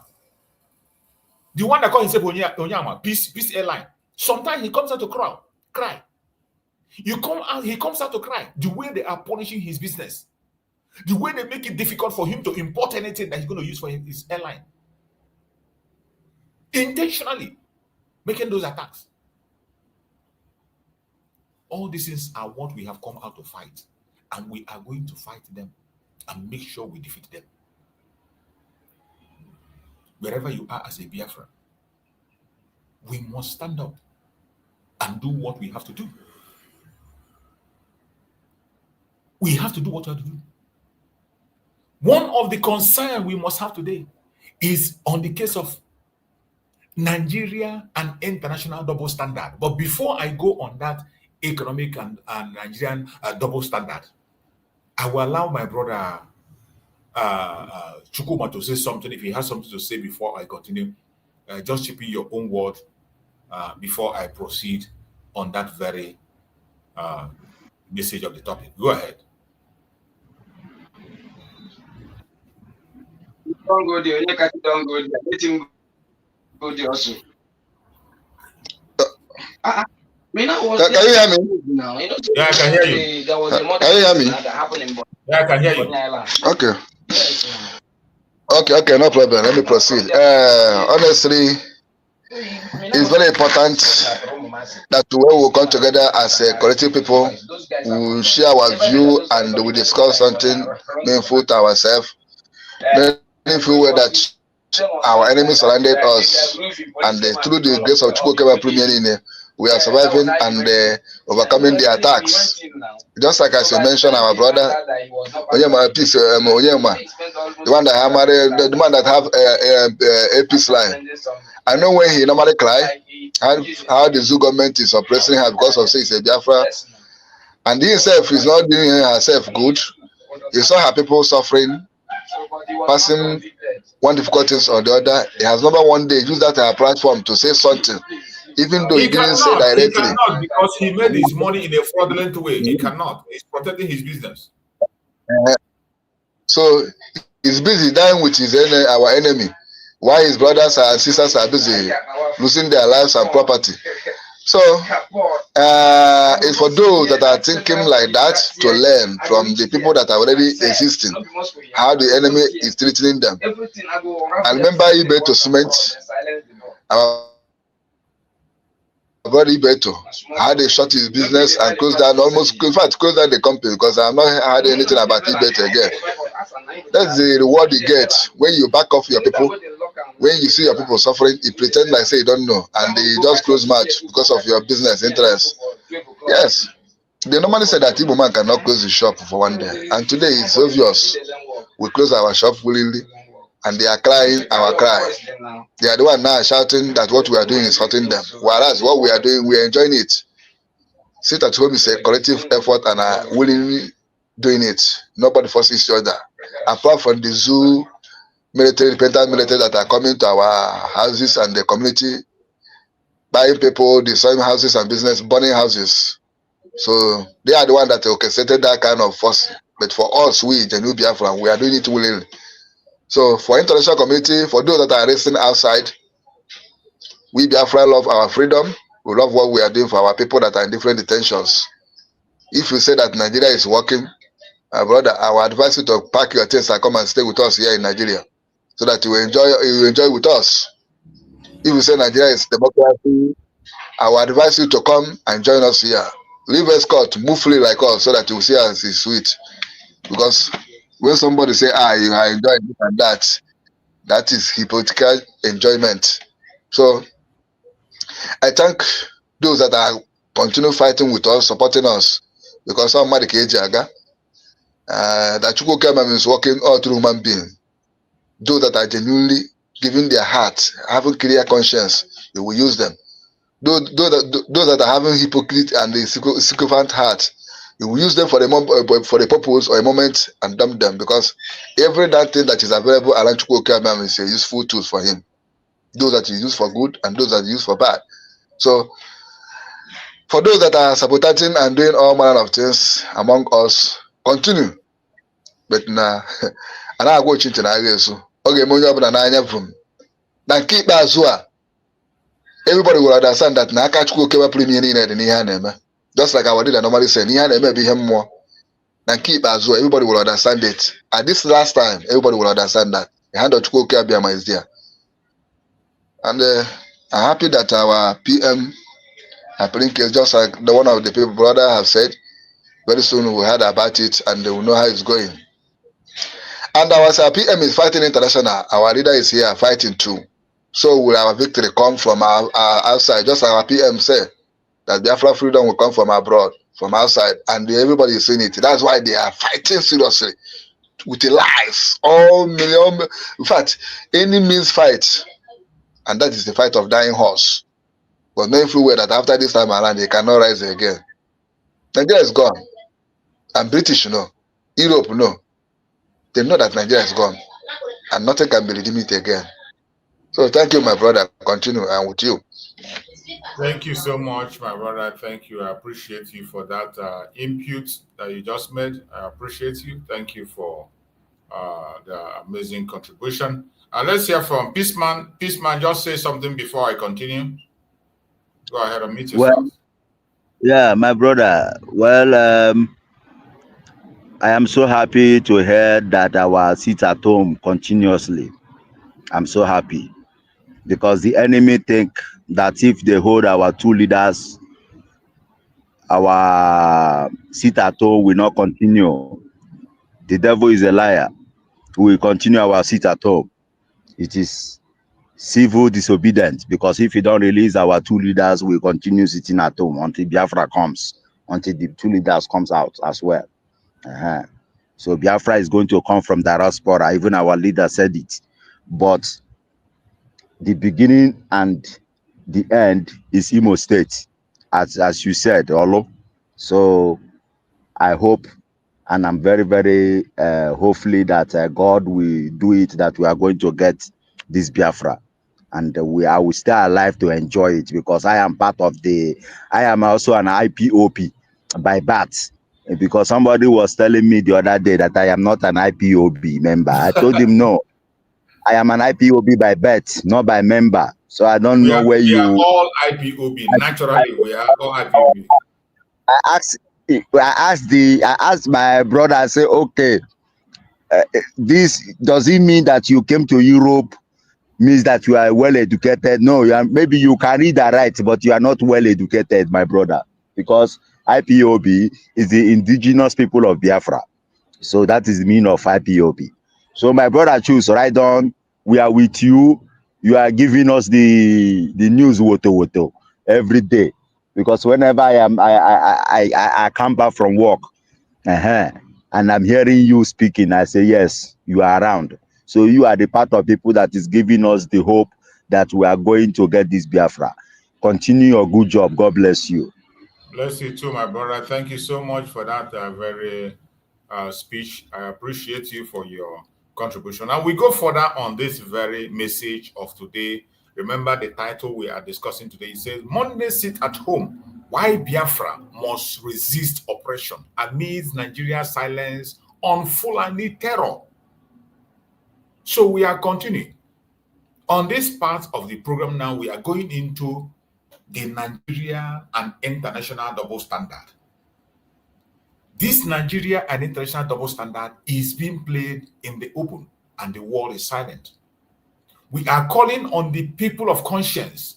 There are still men of conscience in this planet Earth. They are in the US, they are in the UK, they are in France, they are in Russia. There are men of conscience across the world. In all these strong nations, they are there.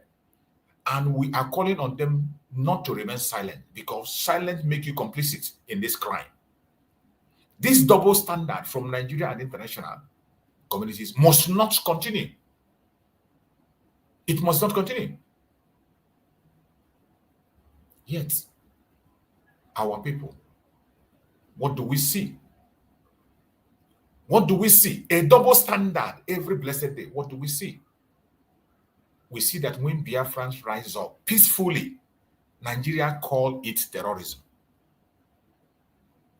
Because of Biafra, Nigeria have criminalized self-determination. People that are fighting for self-determination today are termed as terrorists. Example, Mazi Nnamdi Kanu, our prime minister, Mazi Simon Ekpa. And the world is silent. When Biafrans rise up peacefully, Mazi Nnamdi Kanu has started this journey peacefully.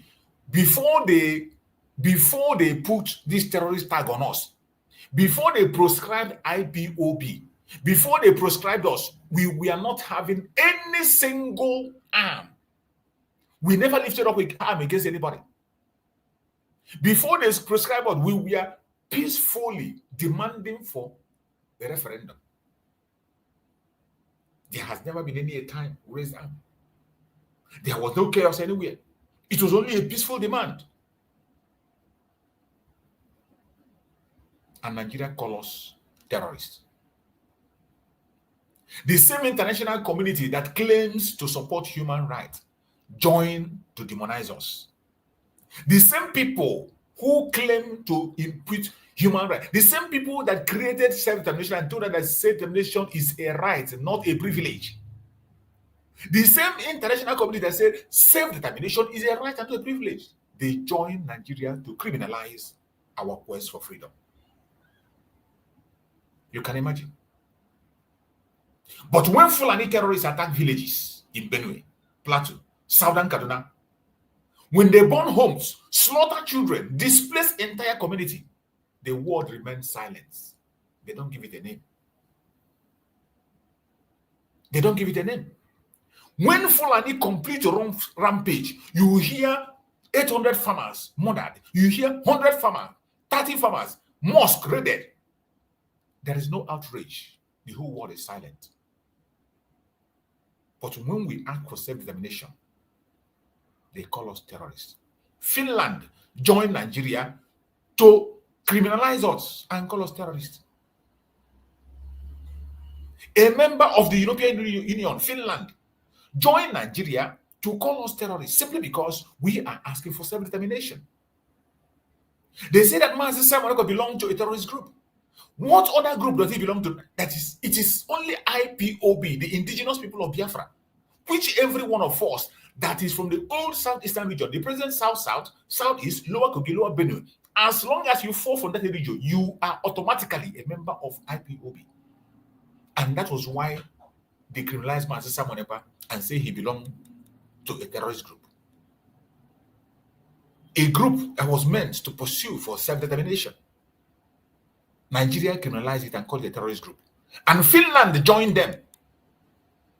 And because of that today, they sentenced our prime minister to 6 years. These are the same people who come to preach human rights for us. And when Fulani terrorists attack villages in Benue, Plateau, Southern Kaduna, when they burn homes, slaughter children, and displace entire community, there are communities today that completely everybody has deserted, and Fulani take it over, rename the villages, and they are living there today, confirmed with evidence. The world is silent. Nobody is calling the attention of Nigerian government. Nigerian government doesn't care. What a double standard. What a double standard. When Biafrans stay indoor in peace, when we decide to sit at home, stay indoor in peace, it is called criminal. They criminalize it. Sit at home. They criminalize it at home. They call it criminal. Sit at home. They criminalize it. But when Fulani militia take the life of innocent people, shed innocent blood, it is called farmer headers clashes.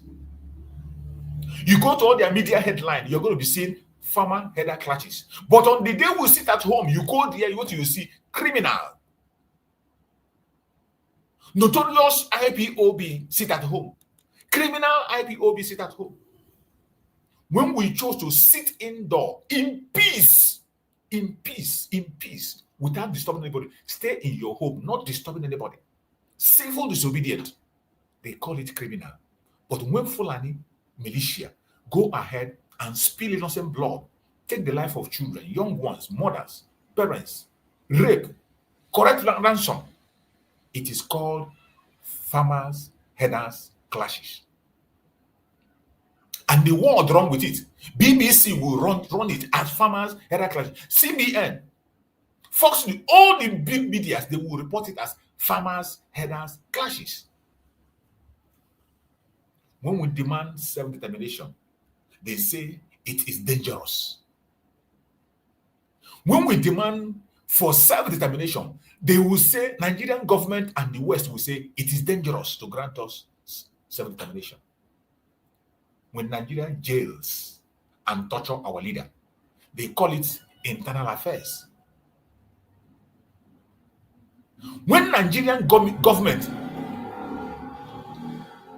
torture, jail our leaders, they call it internal affairs. That is why Nigerian went to Kenya, kidnapped Mazen Nnamdi Kanu against international law. Extraordinarily, rendition Mazen Nnamdi Kanu to Nigeria against international law. A court in Nigeria, he won his case in Kenya, won his case in Nigeria. A court said you cannot try Mazen Nnamdi Kanu in any court in Nigeria except you explain the situation surrounding his kidnapping from Kenya. Yet, the world is silent. They continue to keep silent. United Nations Arbitrary Committee gave a statement and said Nigeria should release Mazen Nnamdi Kanu. Gave them 6 months to release Mazen Nnamdi Kanu and pay him compensation. And yet, the world kept silent. They say it is internal affairs. This is injustice we face on a daily basis. One rule for Biafra, another rule for Nigeria. One rule for Biafra, another rule for Nigerian Fulani elites. One rule for Biafra, another rule for Nigerian Fulani Janjaweed. How long are we going to continue to keep silent on this madness? For how long? One of the examples of the double standard you can still see is, look at the case of Mazen Nnamdi Kanu. Mazen Nnamdi Kanu remains in detention, denies proper medical care, yet the world said little or nothing. This is an innocent man, an innocent man that they told them to release and also compensate him. But now, they continue to detain him. Not only that, they have refused him to get medical care. And yet, the world is not outraged. They continue to move about their daily business as if nothing happened. Peaceful protesters in the southeast are arrested, disappeared completely, and even killed. And the world is not outraged. We have evidence on video. We have evidence on picture. Amnesty International has them with them, has this information in their table. And yet, the world says nothing. They call it internal affairs. Meanwhile, when Fulani herdsmen massacre farmers in Benue State, as reported by international media, the Nigerian government issues weak statement and the global powers quickly move on. They quickly move on. They don't care. They just move on. You see the double standard. When Fulani herdsmen massacre farmers in Benue State, as reported by international media, the Nigerian government issued weak statements. They do nothing. That's what they did. Nothing. And the global powers quickly moved on. They don't call Nigeria's attention. They don't hold them accountable. Not once. Not ever. Never will. Even Amnesty International and human rights groups have documented these killings. Yet, there is no sustainable international outrage anywhere in the world. no sanction, no investigation at the level we see when similar violence happens in other parts of the world. What is happening in the Zoological Republic, if it happens in any other part of the world, I bet you the world will be outraged. What is happening in Biafra land, if 1% of it happen in any other part of the world, there will be an outrage.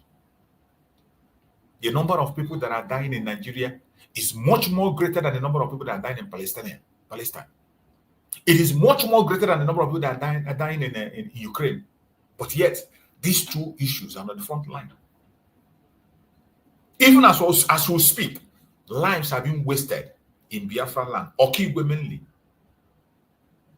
Young men from 15 years upwards are massacred in cold blood. Homes, properties destroyed. Burning of the properties of Igbos today is not done in the secret. They do it in the open. They will tell you that a market caught fire, and they will not say the source of that market. How did that market cause fire? Something like Mandilas, a market like Mandilas. How did the fire got into Mandilas to destroy entire area? Mandilas is in the heart of a city. Fire got into Mandilas and destroyed the entire place without any resistance from anybody. No firefighter was there to cover it. It has happened not once, not twice, not twice, and it will continue to happen. No international outrage. Nobody's calling the attention. It is so sad. Fulani terrorist activities all over the place. The silence of the world. These things are happening. The world is silent. They will never talk. Which one are you going to report? Talk about let's talk about it. What's underreported issues causes. Many underreported matters. Even when they want to do, they will underreport it. In just the past years, reports have shown dozens killed in coordinated Fulani militia attacks in Benue State and Plateau State. Villages wiped away completely. Thousands displaced and children orphaned. But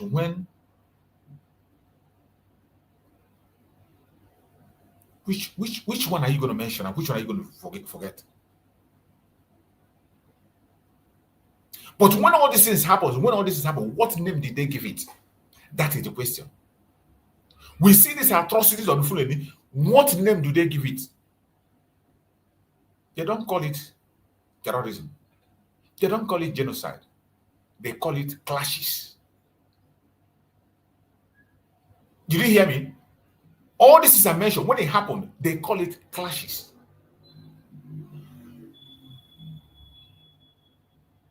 In the few past years, we have seen the Fulani militia attack Benue State. We saw Benue bury more than 200 people at a time. We saw Benue on several occasions conduct mass burial. We see the same thing in Plateau State. We see the same thing in villages, places where entire village was wiped away. Some happened recently, and I still have the video here. Which eyewitness video I have played this several times here. Thousands displaced, children orphaned. When all these atrocities happen, what do they call it? What name do they give it? They don't call it terrorism. The international media and Nigerian media will not call it terrorism. The international media and Nigerian media will not call it genocide. They call it clashes. Did you see that? They call it clashes. As if unarmed villagers are equal to heavily armed militias. How do you match that up? How do you add that up? My fellow Biafrans, people of the world that are watching and looking at us, if these same atrocities have happened in Europe or in the Middle Belt East or in the Middle East, it would be front page news. It would be on the front page news.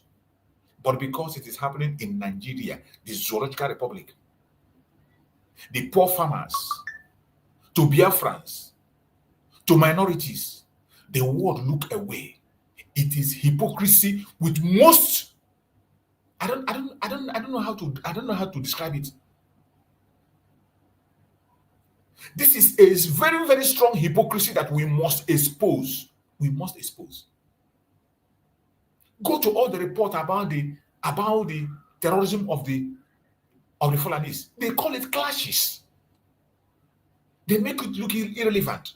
That is why today thousands are dying every day. Nobody is paying attention. The evil media of the Yorubas, will play everything down. They will never, ever report the issues. Nigeria have captured them. They just sit in their office and write them a note on what to say. And they say it. They say clashes. But when the same thing, if something happens in Southeast, they will term it terrorism. The terrorist group, IPOB, they will call them criminals in the Southeast. They will say we are violent. But the area where terrorists are running rampage and showing they are violent every day, they don't do anything. They call it clashes. What a double standard. This is something we must expose, and we will continue to expose it. And I want us to go further. Why sit at home matter in the face of all this? Why sit at home matters a lot in the face of all these things we are saying. Sit at home matters a lot. It matters. There is nothing you can tell me. And I have said it. If you know something that can be able to be meaningful more than sit at home, present it. I will help you to promote it. But if you don't have anything that is stronger than sit at home, keep your mouth shut. Mind your business. You don't want to talk about it, it's up to you. You don't want to join, it's up to you. Keep silent and allow us to go ahead. So, when they ask, why sit at home? Tell them. Anytime they ask you, why sit at home? Why are you people talking about sit at home? Tell them. Because if we do not speak, no one will speak for us. If we do not speak, no one will speak for us. Because our silence will only embolden the oppressor. If we continue to be silent, we are not acting, we are not doing anything, it will only embolden the oppressor. The death rate will continue. The subjugation will continue. The abuse will even increase. It is because civil disobedience is our way of telling Nigeria, the world, you cannot ignore us any longer. These three reasons, hold it to your heart. Whenever they will confront you, I tell you. So when they ask you, why sit at home? Why are you people sit at home? Tell them, it is because we don't have to be quiet. We must speak. If we do not speak, no one will speak for us. Tell them, if we don't speak, no one will speak for us. Tell them it's because our silence will only embolden the oppressor. It will only embolden the oppressor. Tell them because civil disobedience is our way of telling Nigeria and the world, you cannot ignore us anymore. If you have any other means to do all these things, present it to us. Once I look at it, I see it, it is stronger than what we have. I will join you and promote yours. Until then, keep your mouth shut. If you don't want to join us, stay on your lane and let us be. When we sit at home, we are not hiding. We are standing tall in unity. We are sending a message that Biafra is awake and Biafra will never, ever surrender. It doesn't matter what happens. We will never surrender. I call to action every single Biafra wherever you are. Our brothers and sisters, lovers of freedom across the world, wherever you are. Today, let us remember, civil disobedience is not weakness. Civil disobedience is not weakness. It doesn't mean that we are weak. That is why we don't pick arms and go and fight. That is why we're not challenging it. No, civil disobedience is not weakness. It is strength. It is strength. It is voice of the oppressed against the silence of the oppressor. It is voice of the oppressed against the silence of the oppressor. We will not bow to Nigerian lies. Never, ever. We will not be broken by international hypocrisy. Never, ever. And we will not allow Fulani terror to be swept under the rug. one of the mission that Nigerian government have today is to change the narrative. They want you, if remember now, you go to their media, anytime they talk about kidnapping now, it is about Southeast. They are using their Yoruba media to change the narrative that when you hear kidnapping in Nigeria, they will only tell you about Southeast. But where the main kidnapping is happening is in the northern part of Nigeria, where the terrorists will kidnap entire school children. Have you ever had such a thing in Biafra land? Have you ever heard that there's a place in Biafra land where they kidnap school children? They kidnap a school, they go to community, they go to church, they kidnap everyone in the church. But this is happening even as we speak in the north. But go to Nigerian media, you will never hear them talk about it. Whenever they mention, you see any title in Nigerian media, kidnapping, Southeast is what you're going to see there. The headline you're going to see there is Southeast. And the more they push these things out, see it, people, international bodies that are listening, the people across the world that are watching, they will think that it is Southeast. They are just trying to paint us as criminals, troublemakers, violent people. This is a mission that Nigerian media has embarked on, using the Yoruba media. Some of our Yoruba brothers have been in the front line of projecting this atrocity. The drug baron in Asorok have employed people, put them in government, and they are promoting this. Look at the idiot Abike Dabiri going across everywhere to insult Biafra, even when you know that the Yorubas are in the front line of crime abroad. He came to tell us people who are in jail in Malaysia for death row. And he forgot that 52 Yoruba men, 52 Yorubas are in death row in Saudi Arabia. No single Biafran. 52 Yorubas are in death row in Saudi Arabia, even as we speak. But Abike Dabiri will not see it. Abike Dabiri will not see it. The fraudsters that are detained in the United States, majority of them, mostly Yorubas. The biggest fraudster captured is a Yoruba man. Abike Dabiri doesn't see that. But any place he goes, once he sees an Igbo name, he will come to media and begin to announce it. This is a project that Nigeria has embarked on. A script written by the British to make sure they demonize the Biafra people, knowing fully well that in Biafra, Africa died. And in Biafra, Africa will rise. They know that. And that is why they are pushing this propaganda. They know the survival of the Igbos is the survival of African nation. Once the Igbos survive, the Africa will survive by fire, by force. And they don't want it. But some of us ignorantly are fighting our own self. You think you're fighting me? You think you're fighting Mazen Nandegan? You think you're fighting Mazen Samoneba? You are destroying yourself. You are Ojimna na Jomwe. Ojimna na Jomwe. When you are holding somebody on the ground, if that person on the ground didn't get up, you will not go stand though. You will not stand. We will not bow to Nigerian lies. We will not be broken by international hypocrisy. And we will not allow Fulani terror to be swept under the rug. Never, ever. Every Monday sit at home is a reminder that Biafran live in us. Every single Monday sit at home that we conduct is a reminder to all of us that Biafra lives in every single one of us in that territory. Every silent street is louder than the propaganda. Every silent street, markets that are locked on Fridays, is louder than their propaganda. Every closed shop is a testimony that freedom is non-negotiable. So wherever you are, as a Biafran, you must know this. Let the world hear it. Biafra will not be silenced. Biafra will never, ever, ever surrender.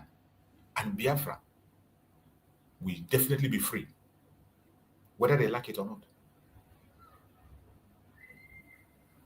Wherever you are watching this program from, wherever you are, and you're hearing our voice. As a Biafran, as a non-Biafran, a concerned citizen, someone that loves humanity, you must add your own voice. The double standard is so much. We cannot stop. We cannot stop. We will continue to fight this battle until the battle is won. Come sun, come rain. No matter what they push before us, no matter what they project to us, we will never surrender.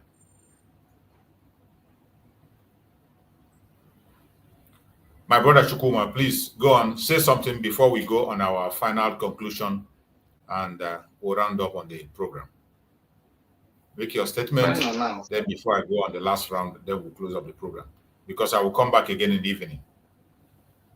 Okay, my brother, thank you. My brother, choose, thank you. Honestly, those that know what is good for them always find or look for it at the proper time, and they have said it all. It depends on those that have ear to listen. The mind will take action to implement what they had about freedom. Yes, they hate us because we are children of light. They hate us because we are not like them. And you remember those days when we are in school, if you are not among the people that are troublemaker, they will discard you. People will look at you as a Jew person, or this one live and follow. That is something that is happening. That someone will call himself a human being that have sense, have two legs, hand, everything. You see evil happening to someone else, a closed mouth. Do you remember some time ago, Nigerian news was giving a Nigerian person that was caught in Saudi Arabia with a drug? I was watching that news in the social media.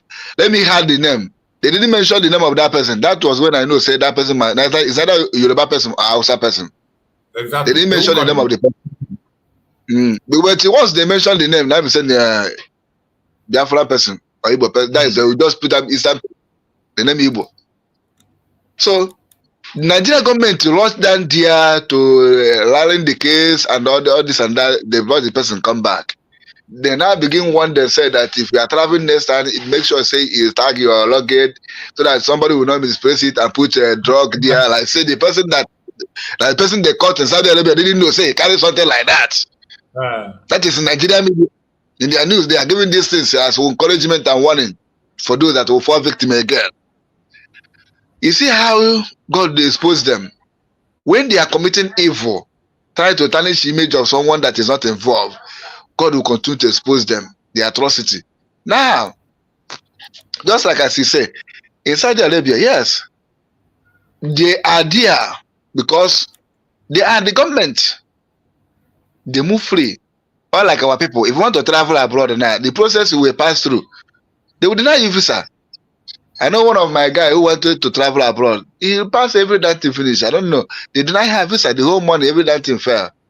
But if it's to go Yoruba or Hausa person, today Allah go speak out their language because of them. We go, no matter what is going there to do. Now look at how they are committing crime all over the world. And they are trying to see if they can involve us. We have learned our lesson. Unless these Igbo Fulani people, those that Fulani get back, that they are in Igbo name, they tell like they are Igbo. Because I discovered one thing here, over here we are. Somebody will commit a crime, just touch a name, maybe somebody that say he's not Igbo, but he's going to answer Igbo name. If you ask a question, I will send from Igbo. Now, which part of Igbo? You go just mention one local government or the other, you know. But if you go there and go and verify, you won't see her name or even see the family. You can't be this kind of people that our sisters that normally go and meet all these strangers. They pregnant them. They come bomb child in our place here. Maybe you happen to grow up with us here. If you answer in Igbo name, unfortunately, you won't go commit a crime, they say from Igbo. So you see it. So, my brother, the state at home is a very dangerous weak point to our enemy. And it's a strength to us. I want every one of us to understand it. For those that are still shaking head or thinking, no, wait. The state at home is a very dangerous weapon against our enemy. But it's strength to us. Yes. Once we hold it fast, it will strengthen us. Our enemy will be weakened because they will see us to be killed again. They will not do anything anymore again. They will tired. But if we are not careful and listen to their propaganda, but if you fall, not me, because I'm already determined, make up my mind. That is why when I lost my gadget, everything, I work hard to make sure I come up again. Now I want to testify my coming up. That anywhere I am, some of our brothers will be talking so that they will know. Because they normally ask me what is going on. I brief them. Now this time around, I want them to see by themselves and speak. That is the spirit. It's strengthening those that are trying to be weak. Because I know many of us doesn't have access to social media due to economic hardship we are passing through here. I know how much I spend. That is to show you that I'm interested, I'm serious on what I'm doing, because many feel way that what I'm fighting for, what I'm pursuing is genuine. And I will benefit from it. My children will benefit, my children will benefit. In fact, all our generation will benefit. So why should I look the other side and join the enemy and begin misbehave? I say I don't know what is going on. So Biafra is the right of black. Once Biafra is rise, Africa will be rise. Once Biafra is dead, Africa is dead. Just like I should say, and now so. So no matter what they do, no matter what they say, we have gone beyond their imagination. They didn't believe that our PM will make that kind of great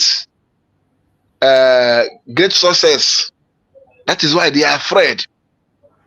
They are afraid. And I remember one of the sometime when the late Buhari was alive, or his government time, somebody, I think, whether Sanusi say this is or that, one day I'll go and search that these Biafran people we are fighting, that people that will fight you people are not with you in government.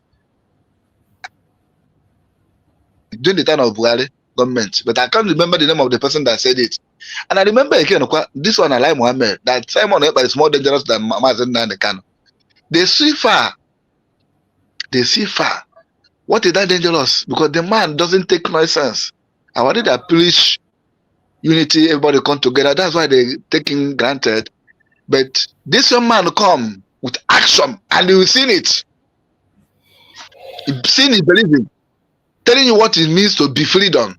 That you can come to our place and burn our house and go free. If you can remember when our people were protesting before without arm, they come and do it anyhow. But today, no more protests. The case is different. They are now looking for us to come and protest again. We are not coming out to protest again. Our own protest now is sit at home. We are in our house doing our protest. So,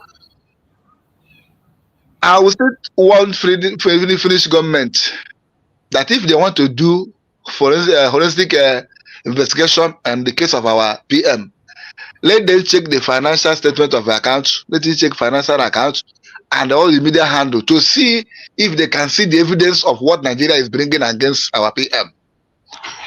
Because holding an innocent man is holding your own freedom. Just like I say, Ojo and John Wayne, because holding that person without any credible evidence is holding your progress. Because as that person is there, progress of that Finland country will be shrinking. Because he can't support evil and expect good thing to come. My brother, nobody can support evil thing and expect good thing to come. If you want good thing to come, support good thing. If you support bad thing will come. So they don't not just think like say in a game as usual, the Nigerian government bring report and this and that. They are the one that want their citizens concerning Nigeria. They are the one that tell their citizens that Nigeria is not safe. But the same Nigeria that told you this and now come to report case against somebody that is in your place and they jump into action. Why? Why? That is double standard, we are saying. And this young man that you call him for that protest said it. Why double standard? You see, both in the home here and international. Many of them are playing double standard. But I try to go care for those that are sincere, those that are genuine, know what is good, are fighting with us. Thank you, my brother. Thank you so much, my brother. I appreciate you for that very submission. And we are going to be rounding up now. Everyone that is watching, I appreciate everyone that has played a role on the program of today. Whatever contribution you have made in your own way, I thank you for being part of the program. Thank you for your contributions. We must not give up. we must continue to be strong, no matter the challenges you see. Continue to be strong. I know it's not easy. If anybody comes out to tell you that it is easy, that's a lie. It is not easy. It has never been easy. It has never, ever been easy anywhere. So if anybody will come and tell you that it's easy, that person is a deceiver. And I will not come here to deceive you. I will not come here to tell you that everywhere is roses. It is not easy. But I bet you, I want you to know there are sacrifices that need to be made. There are sacrifices that need to be made. Sacrifices that need to be made. And I want you to see this video. This is what the zoo is doing in Biafran territory. You see them, how they are moving with their armor tank in Biafra land, destroying Biafra land, and attacking. When we say that second Biafran civil war is ongoing, in a place where people are asking only for their freedom, place where people are asking only for their freedom, nothing more, you see armor tanks everywhere. But in a place where the terrorists are invading, they are negotiating, calling for peace, they are sitting on table with them. So when we say these things, sometimes some of you don't understand how serious it is. And that is why we have to go extra mile to show you at least some video clips so you understand the danger that we are talking about. You understand the issue we are reporting. Some of us do not understand how serious it is. When you say it, you think it's just a joke. It is not a joke. You can see what is happening. This is in Biafra land where there is no war going on. In a place where there's no war going on, you can see, you can imagine. You can imagine armor tanks. You cannot see this kind of convoy in the northern part of Nigeria where the terrorists are taking innocent life. What you see in that area is negotiation. But look at Biafra land. Look at armor tanks. Look at convoys. What are they looking for? Looking for innocent Biafrans to take their life. They're looking for innocent Biafrans to waste their life. What have we done? The only offense we committed is that we said we want self-determination. That is the only offense we committed. We are asking for our freedom. We said we want to be free. We said we don't want to continue in this dehumanization of Nigeria. What do? They bring their convoy of army to come and take innocent lives. They bring terrorists that are recruited from the north. They bring them to come and take innocent life. You can imagine.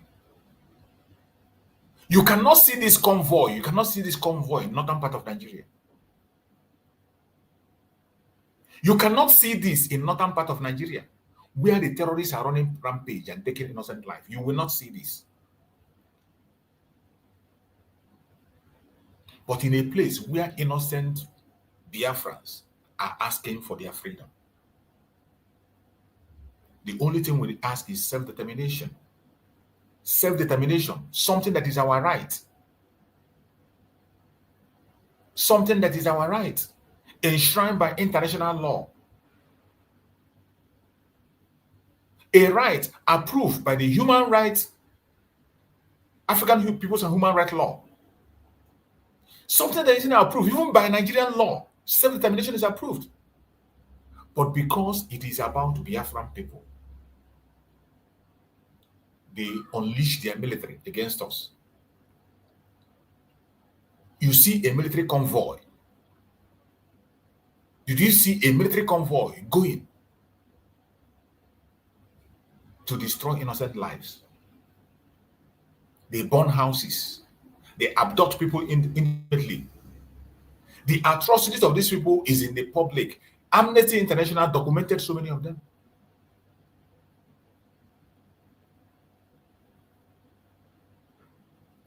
How many times have you seen this kind of a convoy in the northern part of Nigeria?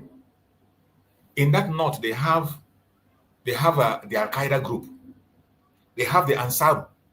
They have Boko Haram. They have the killer herdsmen. They have the new one they brought now, the Bokachua. Every day they bring two different names, two different new names. And the only thing you can see on the media is that they are having a peace summit. The video we see from the media in Nigeria is they are having a peace discussion with the bandits. And they are begging the bandits to stop. The next thing they do is that repentant Boko Haram. They have trained them and they want to put them into the military. That is what we see. That is what we hear. But in the case of Biafra land, it's a different ballgame. When we say that second civil war, Biafra civil war is going on, some of you do not understand. The same way it happened in 1967. In 1967, why children were dying in Biafra land? Parents, mothers were made childless. Mothers were made widows. Men were made widowers. Children were made orphan. In Biafra land, in Lagos, they were enjoying. In the northern part of Nigeria, they didn't even know that something was happening. The other part of the world never know what. The same thing is going on today. Why war is going on in Biafra land? Nobody is reporting it. This is a war that the chief of army staff announced on national TV. And they said they are engaging in asymmetric warfare in Biafra land. Later, he come in and say that they are doing jungle warfare. Since he made that announcement on national TV, have they ever one day go and investigate and know how they are pursuing that war? Have they gone one day to go and show us how they are pursuing that war? Never. But what they come here to tell us is that we don't have right to speak. They call us criminals. They call us bandits. They give us different titles just to demonize us. And this is something we will not continue to allow. This is something we will not continue to allow in Biafra land. It is important sometimes when we come on, we show you the proofs, because only talking and talking and talking and talking will not solve the situation. Because most of the time when we talk, they tell you, where is the evidence? Where is the evidence? And that is why we go extra mile to bring these informations to show you. My fellow Biafrans, we must continue to sit at home until we get out of the Zoological Republic. My fellow Biafrans, lovers of freedom across the world, never forget, civil disobedience is not weakness, it is strength. It is the weapon of the oppressed against tyranny.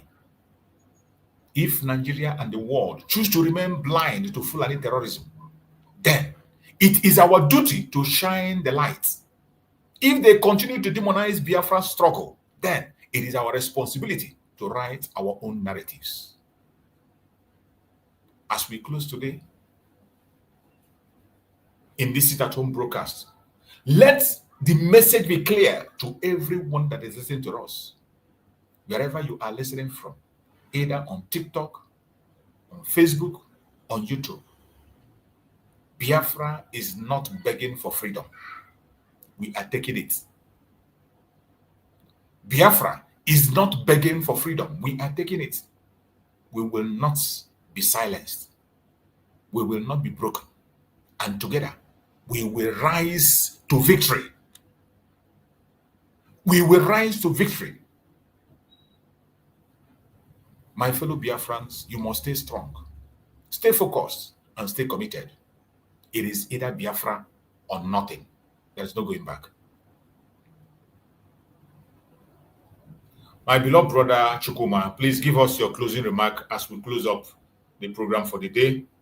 Hopefully come back again later. Give us your closing remark, my brother. Yeah, thank you once again. You have said it all, and thank you for me and who give us a clear weather for today, making today's program to go successful. And knowing fully well that our demand and our desire is freedom, total freedom for everybody.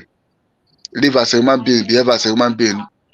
You do freedom of worship, yeah, freedom of trading, and freedom of associate. So that's what we are fighting. That's what we are crying for.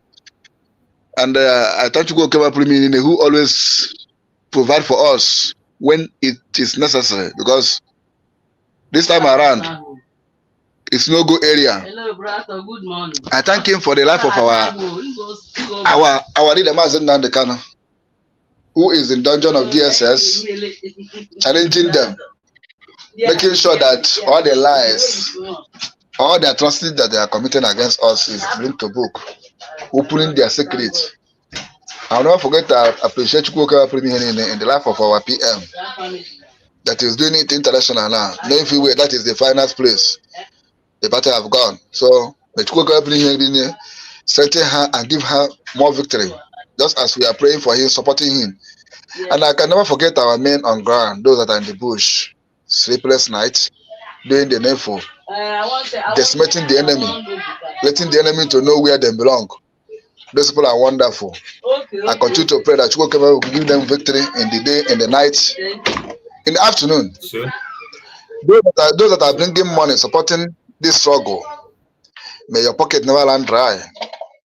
Whatever that genuine is doing, that Chukwuka will prosper you more and more. Because it's important to bring money, because every that we are doing here is money. You people that come on social media, it's money. Spending your time and spending money, paying the bill. So may Chukwuka strengthen each every one of us that are supporting with finance. Our media people, you people are doing wonderful, because you people are our voice. Without media, I don't think that nobody will have a voice about us. Our leader started from media, knowing full well that is the major place the enemy used to attack us. So I pray that you people should continue by the grace of Chukwuka more strength and more wisdom and understanding. Chukwuka will surround you people with strength to do more, even as we are doing. And in general, I pray for those that are supporting us willingly, those that have clear conscience, those that are seeing what we are passing through, it touch them in their heart. That Chukwuka will strengthen you, that freedom of Biafra is freedom of every black. That once Biafra is free, everybody is free. So may Chukwuka bring me in, continue to bless each every one of us as we forge ahead. Thank you all. Thank you, yeah, my brother Choose.